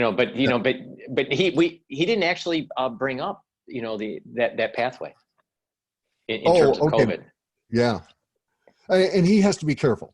Like all of us, because the minute you say you've got CURE for this disease, YouTube's going to yank you. It doesn't matter how you present it. It's just the way it is. Most of my conversation with Ken yesterday was focused on peripheral nervous system disorders and how C60 may help with those individuals that have those types of diseases, especially if it was after a vaccine. Some people they get autoimmune problems after a vaccine, and it starts attacking the myelin sheath of their peripheral nervous system. I was thinking more the type 2 diabetics pad, and it's very, very effective there, even when applied topically. Mm-hmm. And then is it a fullerene? Is it a fullerene? Yes. Yeah. Okay. Yeah. Okay. Yeah. So, but it's a fullerene, but it's 60, carbons, 60 carbons. So there's a 70 version, and there's, different sizes, but the one that seems to be very, quote, therapeutic, is the C60. Now, what specifically I asked with Ken, because I figured that nanosilvers would be viewed by C60 as a heavy metal. And when we worked out the chemistry of it and did the Lewis diagram and you know, looked at how the electrons were moving I around. was just going to say it'd be a charge issue. It's not. Yeah, it's not actually. It's not. So I was viewing that. I was thinking that they couldn't be stacked together on the same day. But after talking to him, it's actually, it might be actually synergistic or just no effect at all. You know, you were talking earlier about the guys that are coming, I can't think of the name of the company, that are working on the mRNA vaccine approach. Oh, that's Moderna. Yeah. Moderna, exactly. Two of the guys that were in the Moderna, I don't know if they were early hires or whatever, but anyway, two of their scientist guys had an article that was written up, let's just guess, because I saw it some time back, say guess 2013 or so, about using C60 as a delivery vehicle for these kind of vaccines. So just interesting thing there, a takeoff there. One thing that you wanted to talk about earlier, or when we'd set this up, about the internal economic geopolitical kind of issues that are going to be arising from all of this, right? Because this is where you know, George's expertise is far greater than mine, because I don't follow personalities and I don't follow the network of these personalities and what they're attempting to do. Basically, I just try and get myself out of everybody's way. You know, I don't want to be crushed by any of these elephants, right? But I think that we're all going to start running into a lot of these, because the illusion aside, China's not coming back. And the information coming out into the mainstream now, one third of our population, by the way, thinks that this was a bioengineered disease. All right, so once that gets a little bit higher, then pretty soon it'll be just an assumption on our social order's part that it was indeed a engineered bioweapon. And at that point, if that were to coincidentally come to that level sometime in June, then I would say that, well, maybe we will be going to war with the CCP at that point, because we've got some heavy duty stuff that's going to start jumping into us from June onward. But it could also be that we're going to, as part of that early part of that war, we're going to run into a trade war with China that's going to be really interesting, as China cuts us off from all shipments, just on diktat from the CCP, because they don't want to be feeding their enemies at that point, right? And cutting shipping lines. Correct. I can see that. I can see them cutting shipping lines, and that's where the Navy, there's going to be, you know, a Navy tit for tat thing going on in the Pacific. Well, our sailors are too sick. Yeah, that's true. We've got one carrier that is untouched. I being ex-military, I got a lot of friends that are military and so on, and I read a lot of the military stuff. China is, in spite of their denials, they are as bad as we are. My estimate is that they've got about 60% of their naval forces severely affected by COVID. We've got severe COVID in almost all of ours, and it makes our operational ability on the water. So if they attack, then chances are they're going to gain ground. If the CCP attacks, they're going to gain ground No, it's one shot war on each side, right? So many people on ours are sick. We couldn't sustain our Navy for a couple of days in a war footing. Same thing with them. After 2 days or so, all of our navies would have to try and limp back. Well, so which aircraft carrier isn't affected yet? I'm not going to say. Don't want to. Is it Abraham? It's Abraham Lincoln, I bet. No, I'm not going to say. All right. I bet it's Abraham Lincoln. Okay, it's the one that's not coming back to port. That they're trying to. It's the one that they're trying to use what's called a mosaic distribution pattern to. I've heard about it. Yeah, I've heard about mosaic. Okay, so it's going to be out of port until we work out this thing. That might be years for those people. If it were to run 2 years, which would be the projection, I think we've turned the corner. Okay, and I think that we hit a temporal marker where they came on out in the mainstream media and said vitamin D stuff getting ill. right? Once that occurred, the language started shifting and it started spreading very rapidly.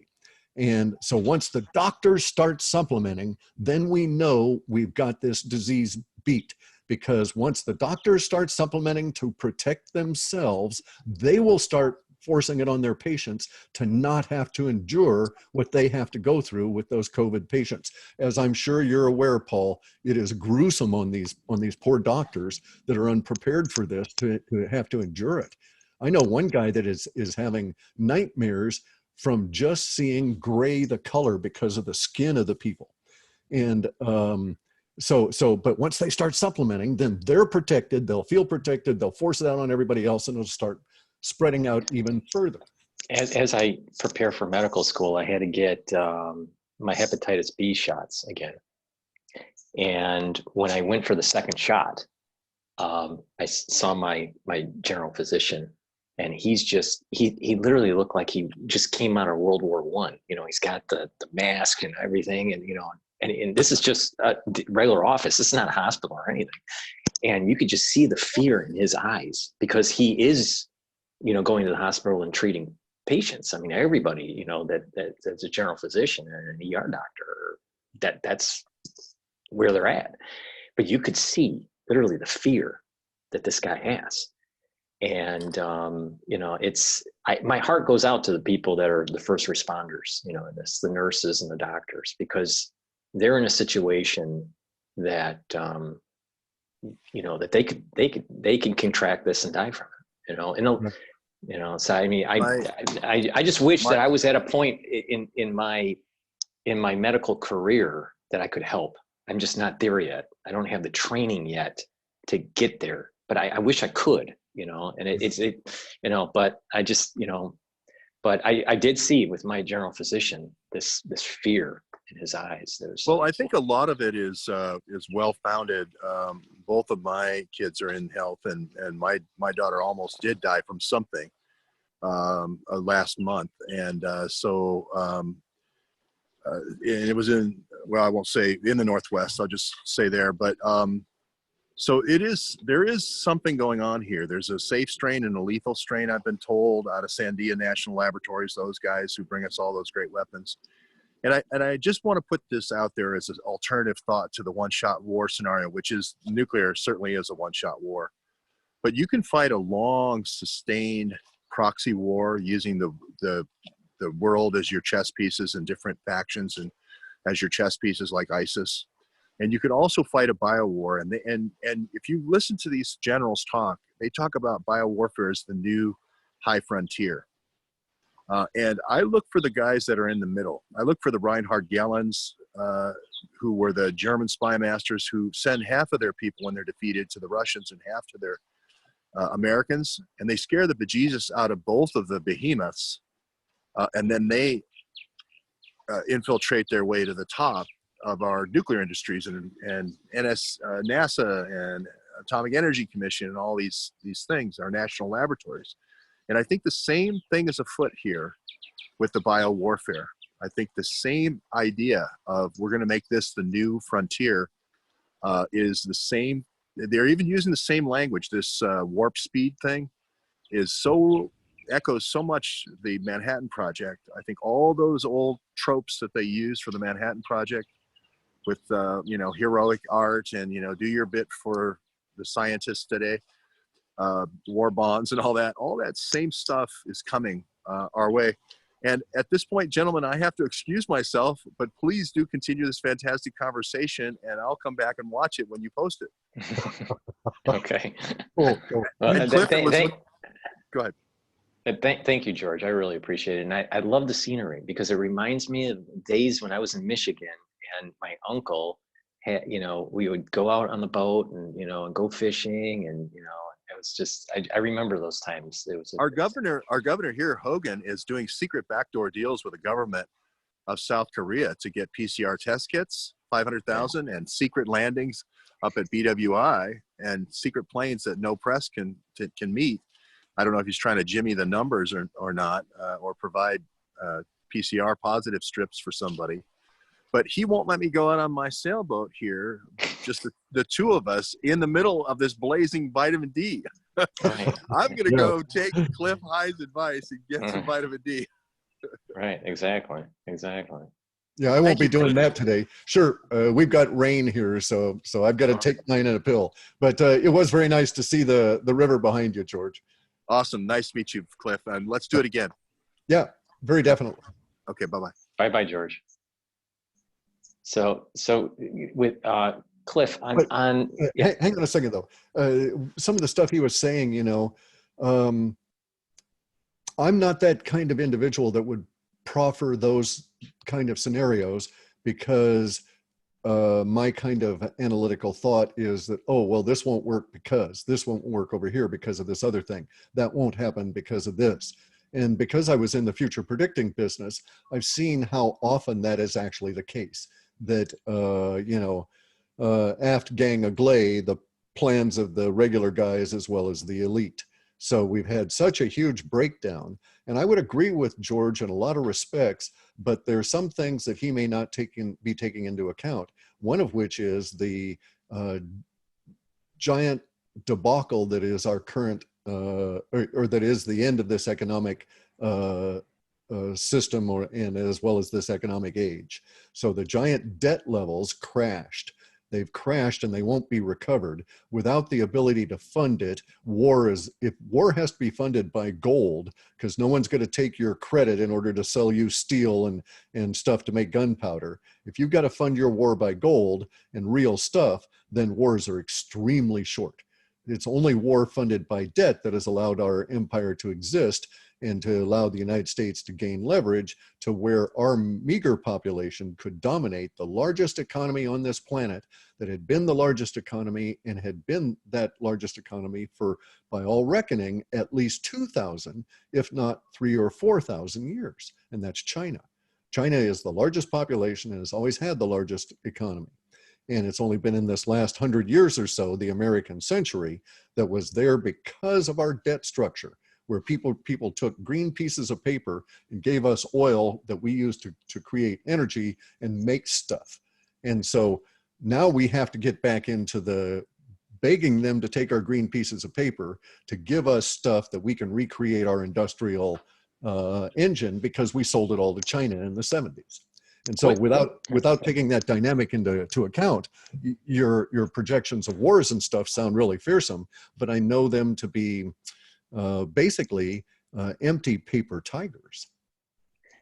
What's your take on the oil industry? Do you think it's being targeted and they're trying to destroy the wildcatters and the American production? Who's they?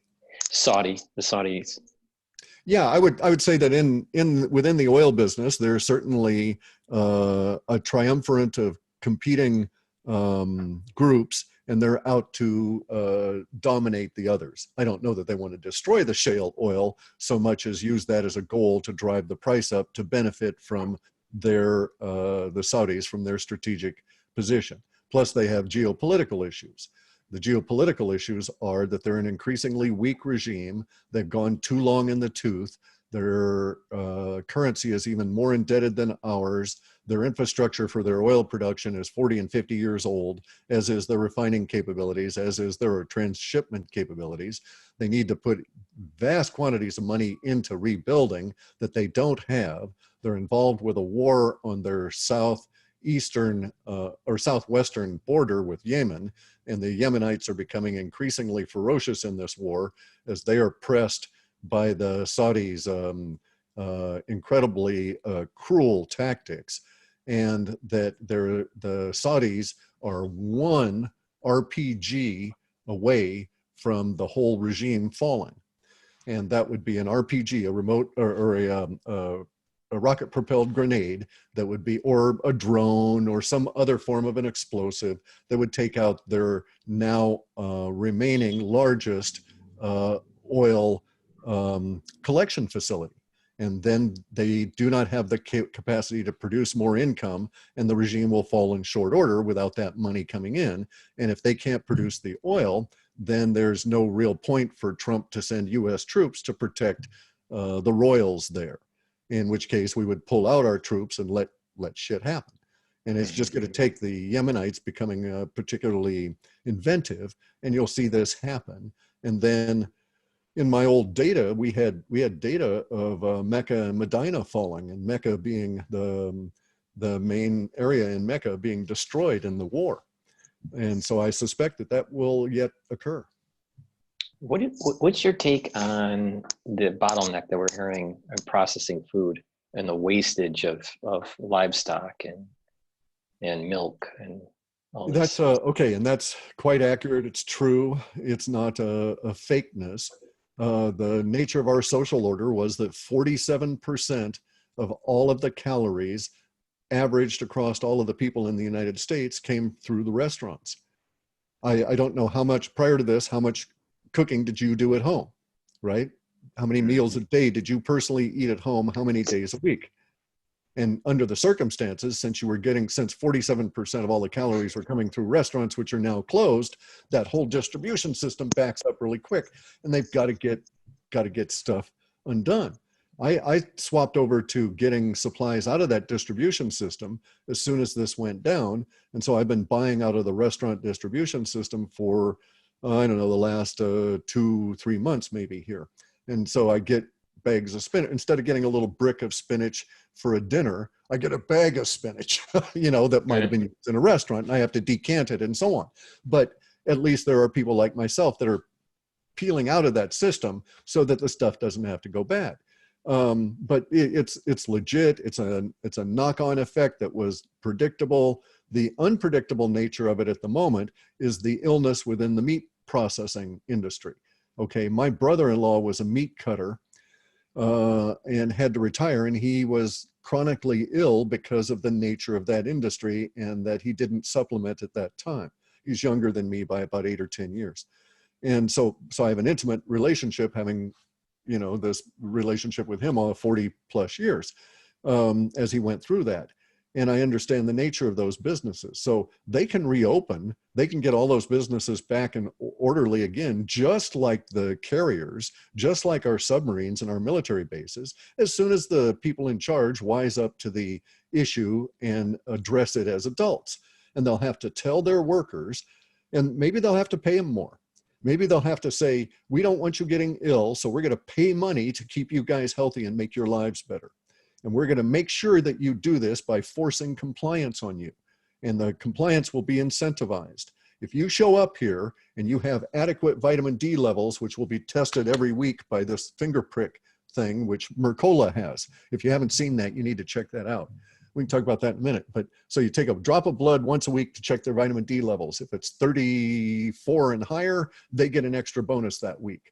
And so they won't become ill. They'll be productive. But vitamin D is the happy vitamin. They will actually feel better. They'll feel better about their work. This feel betterness will translate to their families, their relationships, all the way around. And so these people will have become a force for change by incentivizing being well within their organization, because it's profitable for them to have well employees. And once they recognize this, boom, we're off to the races. And then pretty soon you'll get military guys that will incentivize everybody on their boat taking, vitamin C, vitamin D, and chaga every day. And because of this, they won't get ill. They'll have fewer downtimes. They'll have, higher efficiency rating. Everybody will get promotions, and the whole thing ripples on out. And that's just the way that these kind of things work out. It comes down to basically universe rewards you in unexpected ways. That's what I'm putting in parentheses, for creating value. So if I create value by telling the people at Tyson Foods that they can stop their plants from being shut down by taking this simple approach and doing some social engineering, just the way we did social engineering in World War II, where we got women to be welders and riveters and all of that kind of stuff, right? And brought women into the workforce. If we do that kind of stuff, we can make this thing go away very, very, very fast, because we have a cooperative natured society, unlike the CCP. CCP is in a world of hurt relative to that. They cannot do what it is possible for Americans to do. They cannot have a cooperative society, because their society is incentivized to have everybody try and get theirs from dwindling rations handed out by the CCP because of the corrupt nature of their society, because their society is organized as it is far more vulnerable to this than we are. And all we have to do is play to our strengths. So you think that a year from now, in 2021, that we'll be far better off than we are today, and that, or do you see this as we'll still feel the echo financially? Oh no, financially, we're going to get the shit kicked out of us because we have to re-engineer our social order now abruptly. Okay, so if we're talking just the financial component of this, no, we won't be better off. Well, we'll be better off because we will be building for a sustainable future and a debt-free future. Okay, so in that sense, we will be seriously better off because we will have changed our minds, but we will not be better off in the sense of returning to a excess-dominated consumer society. Mm-hmm. So let's say we peak at 30 million, 35 million unemployed based on this crisis, and we go back to work. There's a certain percentage of them that will not be going back to work for many different reasons. But let's just say that that's only 5%, all right? Do you think that the majority of the workers going back will be at their full salary or full wage? Or do you think it'll be truncated? No, I don't think, okay, so I don't think it's going to be under those kinds of scenarios, all right? How do you see it playing out when we reboot? Okay, see, I don't think it is going to be a reboot. All right, a reboot is putting us in mind of a computer where you push a switch and there's the power on self-test. The thing goes down and then it all comes back up. We're not going to have that, okay? This is much more like we're patching our operating system as it's failing. And we're making this part work, and then we can go work on that part, and we can go debug over here and that kind of stuff. So it's not going to be a reboot. It's not going to be ubiquitous, clean, easily framed. It's going to be dirty, ugly, messy, disorganized, decentralized, disruptive, disparate, and all of it all joined into a big mass that we're going to try and wrap our head around, and we're not going to be able to do it because what's happening is we're trying to put a paradigm framework around history as we're living through history changing, and that's extremely difficult. 5 years from now, we'll be able to come on back and put it in a nice, neat, sliced areas, and academics will write books about it and shit. But in the midst of it, we're in like 1789, and they've thrown the shoes into the industrial plants, and we're starting the revolution, and there's going to be heads rolling. And it's like you hear rumors that so-and-so died and so-and-so had their head lopped off, and yet you see them 2 days later. And is Robespierre actually in charge? That sort of thing, right? Or the Bolsheviks. And so the chaos of that kind of stuff is what we have to live through these next couple of years. That it's going to be extremely disruptive, and we won't have a coordinated economic order because that order has perished. Globalism has died. The reason it died was because we took a perfectly good paradigm, just-in-time delivery and globalism, but we focused it centrally on China, with China as the central manufacturing area. And I don't know if anybody's told you this or not, but guess what Wuhan was world famous for being the largest producer of? I don't know. Magnets. Oh, really? Wow. From little tiny magnets that are used throughout computer chips and phones and stuff, up to big giant magnets that are used in power systems. And there's not many places that were like Wuhan relative to the production of magnets. Magnets are required to build electric motors. So we won't see a whole lot of electric motors being rebuilt until a lot of these machinery companies are rebuilt in China. That I think is 18 months out. So maybe you'll be able to buy a 15 kilowatt gen set electric motor or at a reasonable price 2 years from now from China, but you won't be able to, you might be able to get one over the next 4 or 5 months if you can get it shipped to you, but they're not going to be producing any new ones for a while. And so there's going to be this necessary latency and supply fulfillment lag as the same time as we have demand destruction. So we've got demand destruction that's really weird. So a lot of people now, they've been living at home and it's like, oh, well, geez, I didn't like all that driving. Maybe I'm not going to do that much driving in the future, you know, and there won't be that many places to drive to. And, oh, geez, I don't like all that commuting. And then, oh, my boss says, hey, he didn't like having to warehouse me. He didn't like having to buy a building. To prove your point, the CEO of Qualcomm was asked on CNBC while they were doing the earnings announcement or post earnings announcement talk. And he said, you know what, we're looking into, well, maybe we're going to have a part of our staff actually just work at home and not go into the office. So this might be a paradigm shift here. It is. In the way, yeah. Yeah, and also it's a 3-hour productivity gain. Have you heard that? Mm-hmm. Yeah, right. I mean, you know, exactly. Most people are wasting an hour one way to get to work and an hour back. Oh, not even that. It was the social interaction of blending into the culture, the life of the building. If you were the first person there, you can get up and you can set up and you can start working right away and no one there and that kind of stuff. As an IT guy, I used to go on in repeatedly persistently at 3:30 in the morning, even when I was working for government. And this was like unheard of, but I would never have to interact with anybody until they started coming in. They would come in around 8 or 9, 5 hours into my day. I could easily interact with them then because the pressure was off of me. I'd done it all. But what business has discovered is that their work at home employees, for those who can do it, that are, computer directed in how they work, they're gaining 3 hours per day out of these employees. Now, it could be that the employees are just really bored with everything now and they're putting in that extra time.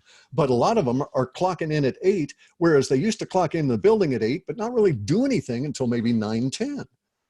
So there was a lot of wasted time that has just disappeared.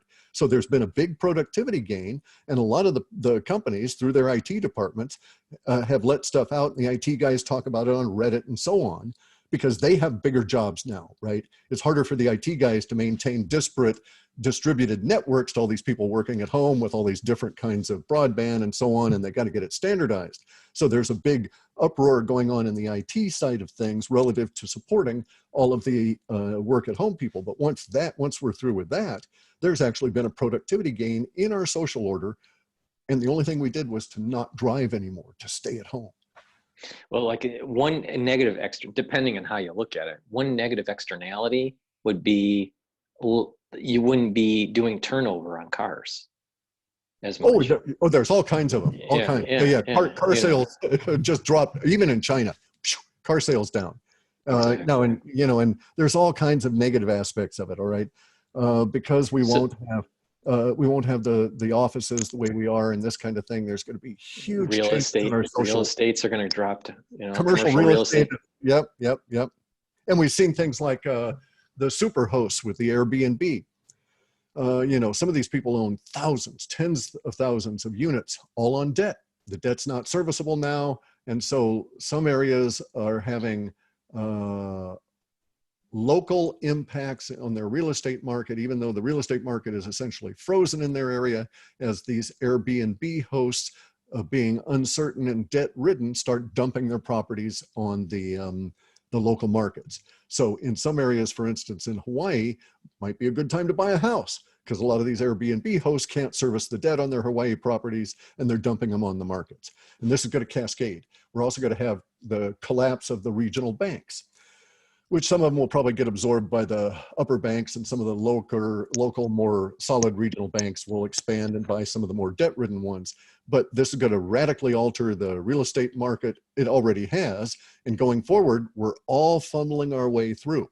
So this is actually a good time for young people that are entrepreneurially minded and energetic, because there's nothing like a crisis to bring up problems right in front of your face. And if you can provide a solution to somebody for a problem, you can figure out how to get paid for it. And that's all that's required to make a successful career. As I sit here and state, I've done that successfully, and I did it in computers. I have someone that calls into my show regularly. His code name's Brother. All right. He's about 25 years old. He has his own kind of internet business thing, and he lives in Canada.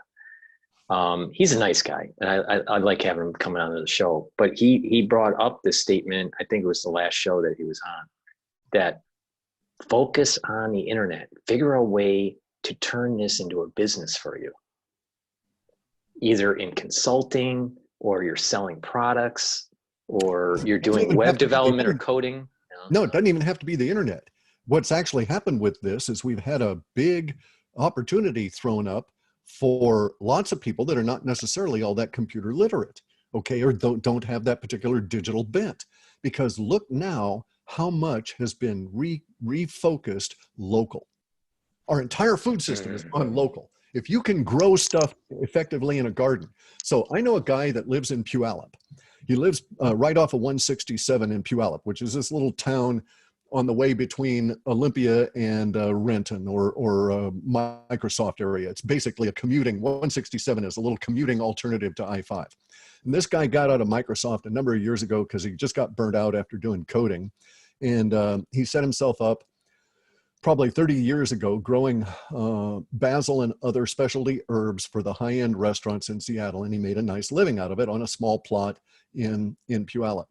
His two kids now have taken leaves out of his book and have purchased land recently to go into serious food production in what we would have to say would be near central to the urban area that is Puyallup, with the idea of providing, sanitary, COVID-free produce to local distribution outlets there at the new increased prices, because now farmers are able to get a premium for the food. And also look at the social changes that are going to happen.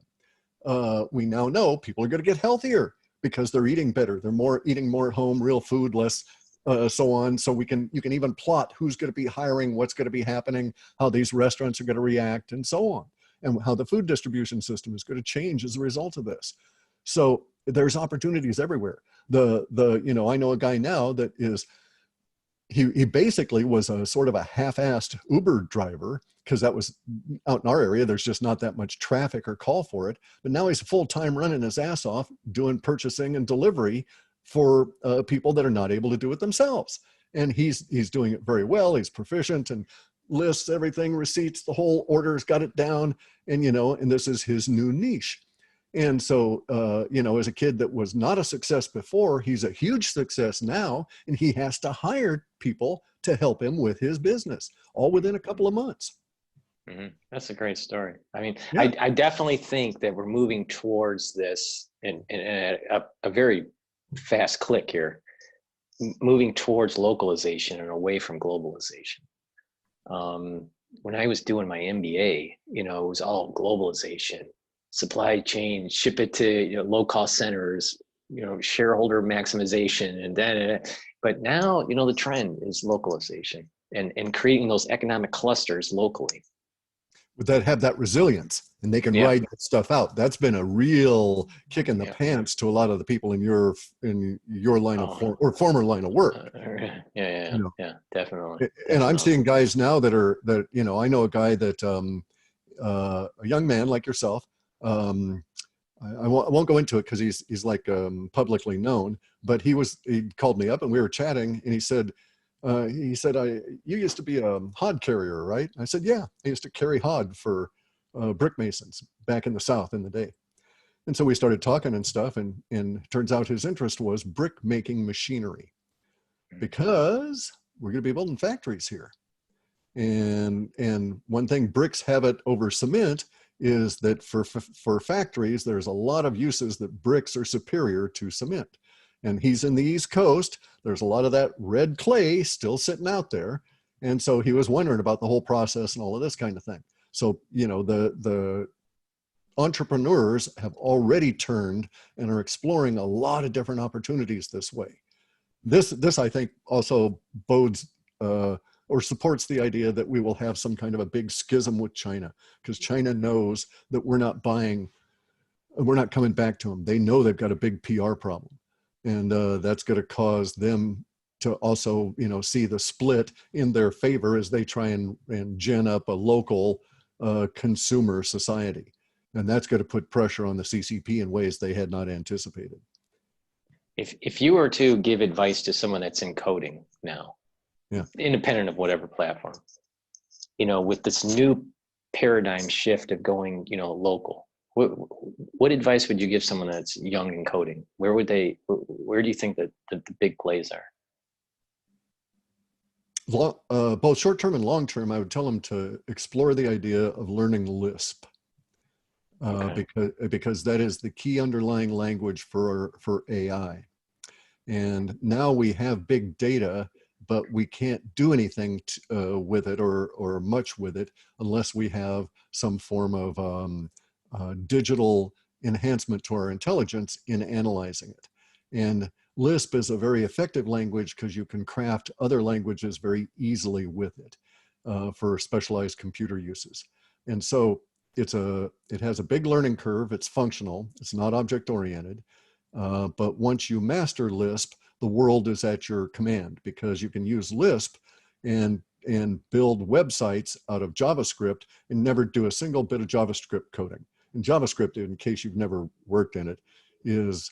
No, I've used JavaScript. Yeah, it's like, oh my God, you know, drive you crazy because it evolved and shit. But you can use Clojure and Clojure script. And Clojure script is a Lisp, and you write these high-end programs that just manipulate JavaScript as though it was small-level predicates in machine code. And so it builds it for you. And so if you were going to do coding, I would suggest that you think about the idea that coding, even locally, is going to evolve, because we're going to need the ability to analyze data locally to make our local infrastructure as efficient as the global infrastructure used to be. Right? So everybody that's doing a local business at some point will need to start thinking about coordinating their local business in the data matrix that surrounds them with who they're doing business with, the local populations, et cetera, et cetera. And so there's a lot of opportunities there. And you can use these things to do JavaScript for phones. So, you know, so it's a good approach. That's a great thought that you have there. Is just that localization doesn't mean that you can't use technology. Localization can also leverage technology to enhance the localization. Exactly. Yeah. You know, a lot of people think localization is just going back to the 1800s. No, that's not the case. That's not the case. Right. No, most of us died then from stomach cancer, or from respiratory cancer from breathing the fumes of the stuff. Right. No, so look at all the problems we have to solve here. So all of a sudden now you're not going to be able to get photovoltaic controllers or lithium-ion batteries or lithium-ion battery channels out of China. We can still get PV panels out of India, but we're going to need to fill the gaps on this. So someone could use Arduino computers and write a software program that would run on their phone. They write it in Lisp, it runs on their phone, it has a component that goes right to the Arduino. The Arduino is their controller thing for the photovoltaics that they buy from India, and we don't need the built-up controllers that used to come from China. Then they can start figuring out how to replace the Arduino with their own inbuilt controller here. And so that's the process we have to go through. This is why I was really, you know, I'm just floored that nobody like Elon Musk or any of these people have the broad vision that we had in World War II. So in World War II, there were people that were in the aluminum industry, and it was a nascent industry at the time, and we had just started getting into it. But aluminum is hugely prevalent everywhere. Half of the Earth's surface is bauxite from which we get aluminum. And so it's cheap, and it has a lot of structural stuff you can use. But at the time, it took just a little bit of vision to say that, wow, we could make airplanes out of aluminum, and we can do that this way, but we run into a huge problem. All the men are off working. So, but we still have to build these airplanes, and we got to rivet them all together. What are we going to do? And some guy said, well, we're going to get women to do it. And everybody in the room, I know this meeting occurred, and everybody in the room looked at him because they were all male, and they said, you're out of your fucking mind. That's never going to happen. How can we get that to happen? And then he launched into what would be required for that to happen. And that's all it took, was for someone to say, it is practical because it requires this step, that step, this step, that step. And then you've got a daycare center at the facility, and the women can come there and blah, blah, blah, blah, blah. And it starts rolling out. And so there were these people that deliberately, on behalf of Roosevelt and the government, socially engineered our society into the shape that you grew up in in order to accomplish this and transition us from basically horse-drawn cavalry and artillery into the modern age from World War I through to World War II. And I'm of the opinion that we're facing a bioweapon that is now out there, and we need to have a war footing, especially since our supply chains have crashed. And we need to have somebody, a resources czar or somebody whose job is to short circuit, not do the fast track, shove vaccines in everybody, because that's not going to help. China's not going to come back and produce shit for us just because we get vaccines. So we're going to have millions unemployed simply because there's nothing from China to sell to each other. And so we're going to have to turn those unemployed into an asset, get them employed, rebuilding the factories. And in order to do that, we've got to have a national initiative to recover from being kicked in the ass with a bioweapon.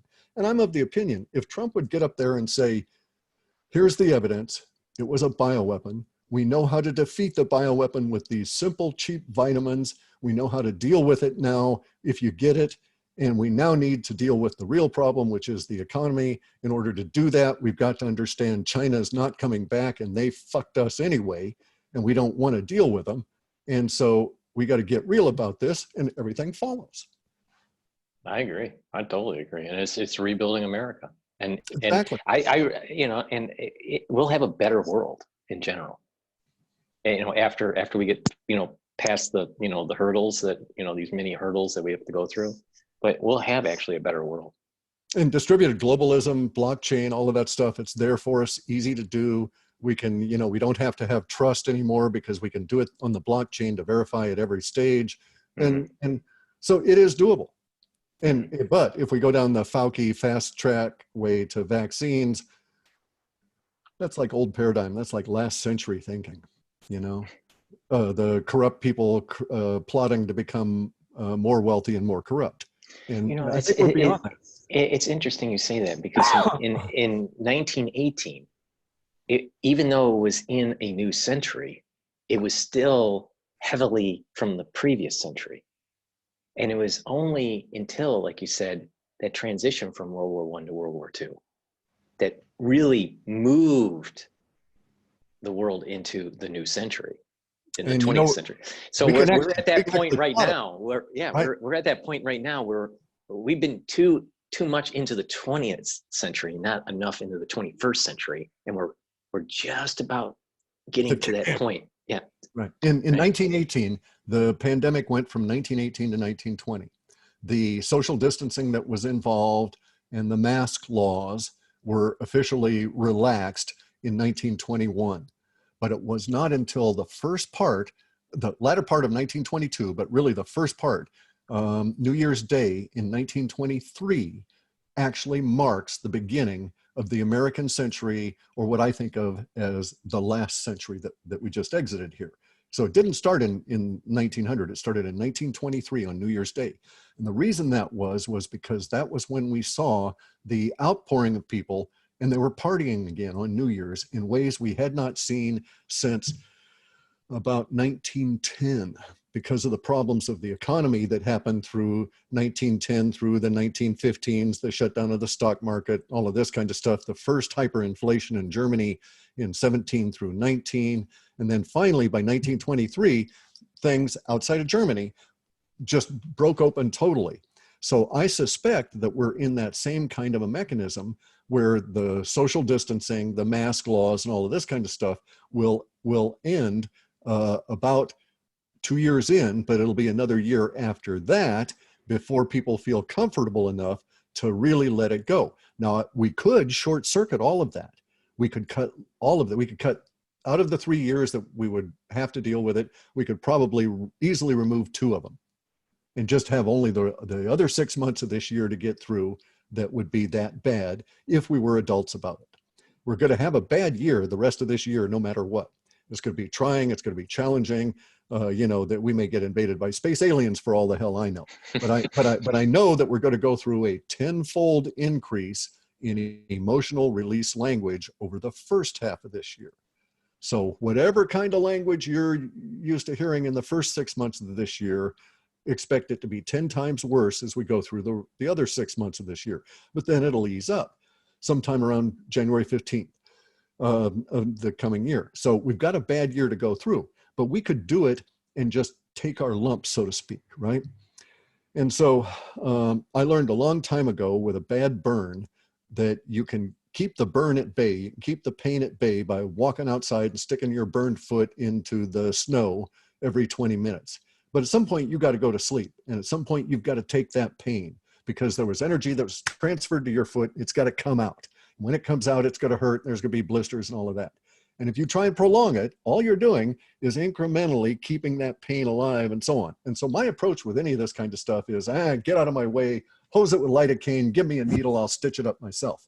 You know, take my pain now, grit it and eat it.